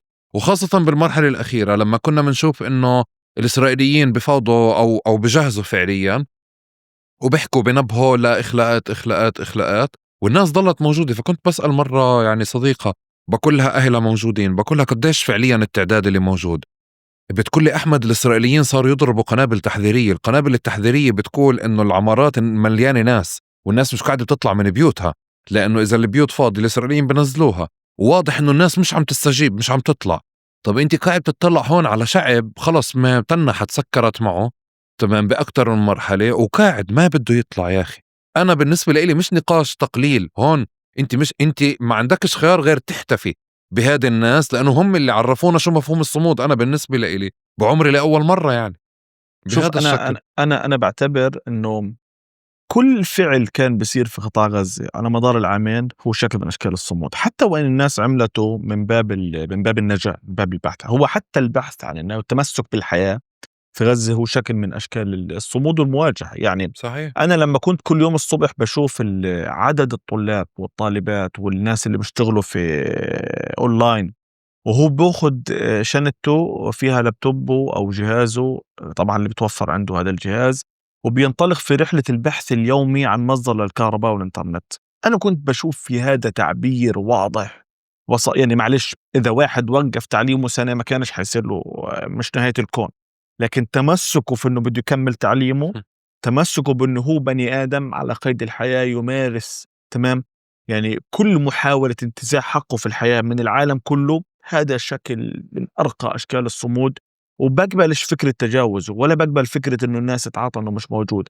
اللي, اللي بيدور على شكل يحول فيه الخيمة لمكان يعني يخفض أثرها السلبي على، أنا بقول لك، أرقى أشكال الإذلال، أرقى أشكال العذاب، هي إنك تعيش في خيمة. أنا الأيام اللي عشتها في خيمة يعني كانت من أكثر الأيام اللي سببت لي ضرر نفسي مستدام. أنا كنت لما بشوف الصبح بنتي تصحى من النوم وهي مش متحملة حرارة الخيمة في فترة الصيف بعد رفح في شهر 6، كنت بشعر حالي بموت 1000 موتة في اليوم. ولما الناس بتصير تفكر كيف بدها تخلي المكان بيقلل أثر الضرر على أطفالها، وكيف بدها تدور على مكان للأطفال ياخدوا تعليمهم، وكيف بدهم يبتدعوا أشكال للتمسك بالحياة، هذا صمود. هذا شكل يعني بيعبّر قديش هذا الشعب أولًا مش شعب انتحاري. يعني حتى إنه كمان تعبير الصمود، مش صمود لإنه بدنا نموت، صمود لإنه بدنا نعيش، تمام، وصمود لإنه بدنا حقنا في هذه الحياة كحياة طبيعية، يعني بدنا ننتزع هذه الحياة. الناس اللي ضلت بالشمال، أنا باقول لك في التجربة اللي حكت لك عنها صديقتك في غزة، في المدينة، في تجربة نزوح، جزء من الناس كان مروّح، بتعرف إن التجربة الأولى من النزوح آه. مكوي كتير من حالة النزوح. الاحتلال في الآخر كان بيضرب في مناطق حارة، لأنه الناس بتطلعش خروج جماعي، فكان بيضطر إنه يضرب حارة حتى يخليها حارة بالنيران.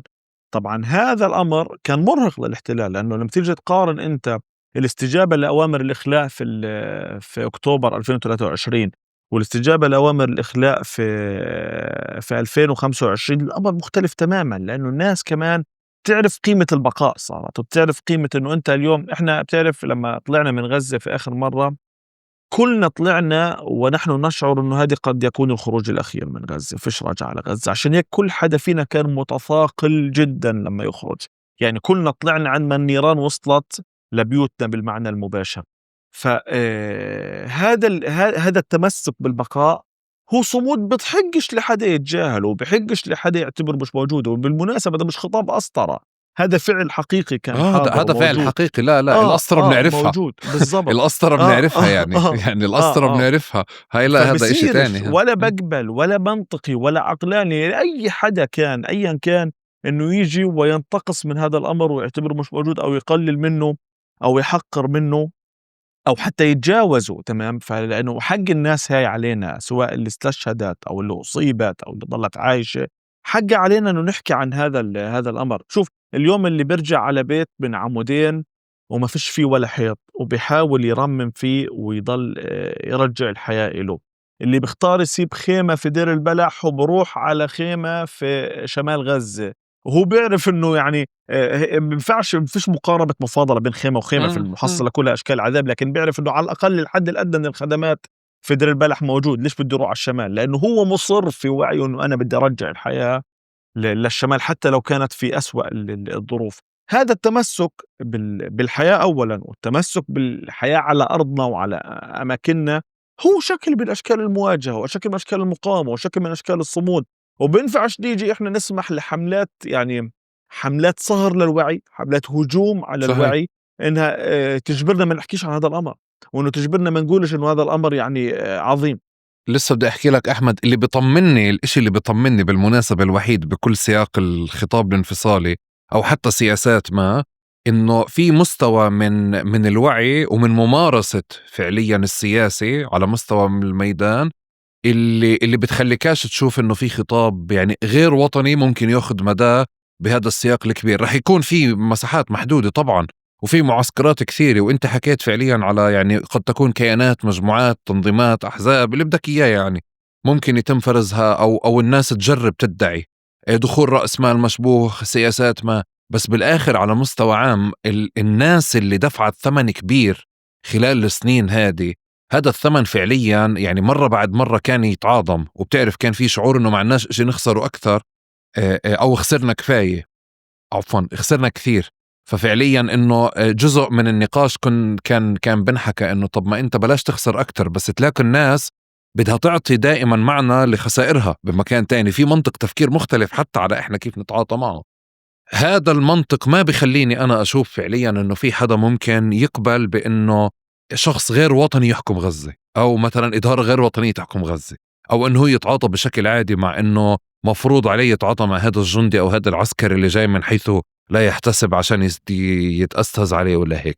بهذا السياق أحمد بدي أسألك بس بعيدا يعني عشان كمان تحمست أنا وتحمست أنت بالمحل، بدي أنزل شوي بالتون وبالثقة، وأجرب كمان عشان ما نرفع توقعاتنا أو ما نبني كمان يعني ما نبني توقعات أكثر مما يحتمل المجتمع الغزي. هل أنت اليوم من اطلاعك على الأحزاب والتنظيمات والمشاريع السياسية الكتير اللي بتنحكى، هل بتشوف أنه فعلا في مشاريع لفصل غزة وعزل غزة، مشاريع سياسية تم تطبيقها أو محاولة فرضها اللي بتخليك تقلق؟ بالتأكيد، أكيد هذا هدف أساسي. هو هدف حاضر بالوجدان السياسي الإسرائيلي، وحاضر حتى بالرغبة الأمريكية، وأكاد أقول إنه حاضر عن جزء من القوى الإقليمية، لأنه فصل غزة أولًا بيشكل ضربة للنظام السياسي الفلسطيني، فصل غزة بيشكل ضربة للهوية الوطنية الفلسطينية، وكمان بيشكل فصل لخزان بشري مهم.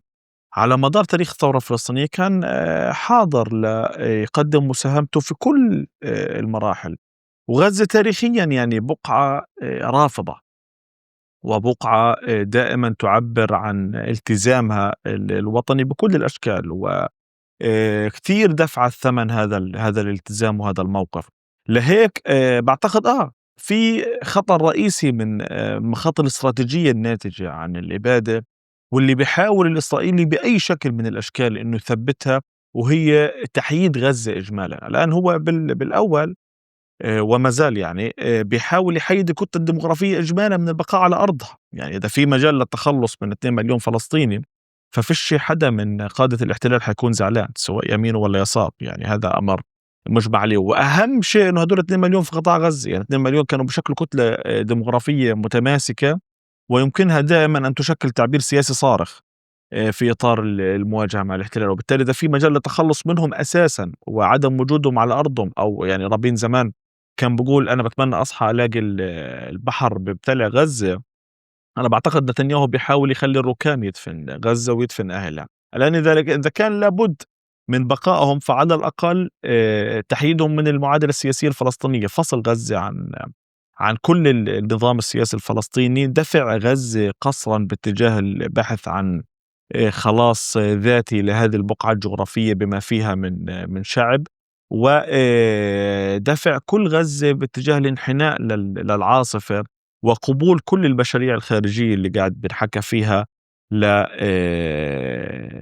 هندسة القطاع، إعادة هندسة شعبه ووعيه وقيادته، وتحييد قوى سياسية. لما بيصير حكي اليوم عن فكرة تفكيك البنية الوطنية، لما بصير حكي اليوم عن إنه والله شرط نتنياهو لأي تشكيل قادم لا حماسستان ولا فتحستان، هو بالأساس بده شكل من أشكال الحكم المنزوعة لأي صبغة أو حضور وطني فلسطيني. وبناء عليه هو بده تشكيل حاول طول الحرب يستثمر بلاعبين آخرين مشوهين سياسيا، أو حاول البحث عن لاعبين فاعلين حقيقيين يعني يحملوا هذا التشوه السياسي.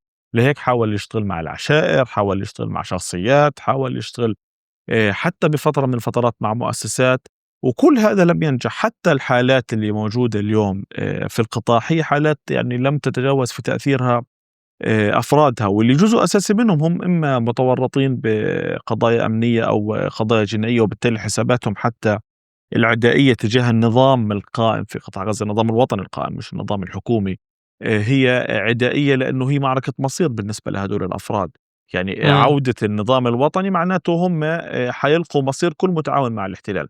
أما الخطر قائم، وعشان هيك أنا كنت بقول إنه بنفعش نتجاهل المخاطر الموجودة في الخطاب، بنفعش نتجاهل هذا الأمر تحت منطق إنه والله إذا اللي بيحكي هو غزاوي أو من غزة فإحنا بدناش نواجه خطابه، لأنه بدناش هذا النقاش، لأنه هيك بصفي إحنا مقموعين إمم. مقموعين في خطاب وطني، وبنفعش نقبل هذا القمع، لأنه الحفاظ على الخطاب الوطني والهوية الوطنية هو أساس. وزي ما أنت قلت يعني مستوى التضحيات اللي قدموها الناس في غزة بيخلي تمسكهم ببصارهم الوطني عالي، لكن ما ينفعش نركن لهذا التمسك اللي جزء منه مرتبط بفطرة، وجزء منه مرتبط بتعبئة تاريخية موجودة عند الأهالي، ونسيب هذا الأمر متروك لمجراه طبيعي، يعني وكأنه إحنا خلص واثقين في الجمهور، فبالتالي بينفعش ناخد إجراءات مضادة لكل محاولات تشويه الوعي.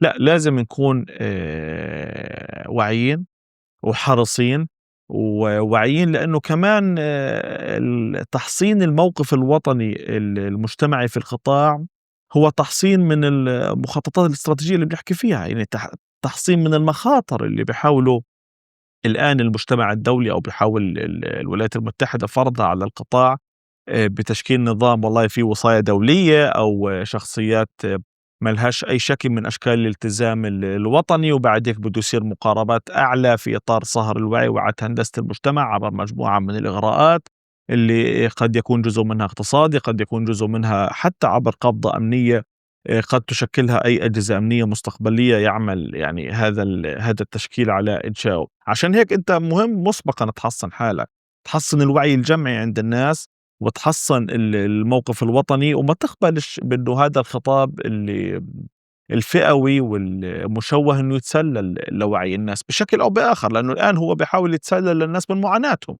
بيحاول يتسلل للناس من قهرهم، بيحاول يتسلل للناس من خذلانهم، واللي هو شعور طبيعي. يعني شعور طبيعي إنه الناس تشعر بالخذلان، وشعور طبيعي إنه الناس تشعر بالتعب، شعور طبيعي إنه الناس تشعر بالإنهاك. وفيش حدا في قطاع غزة مش منهك، ولا أعتقد إنه في حدا والله مرتاح بواقع الإبادة إلا الحرامية واللصوص والعملاء يعني بالطبيعي.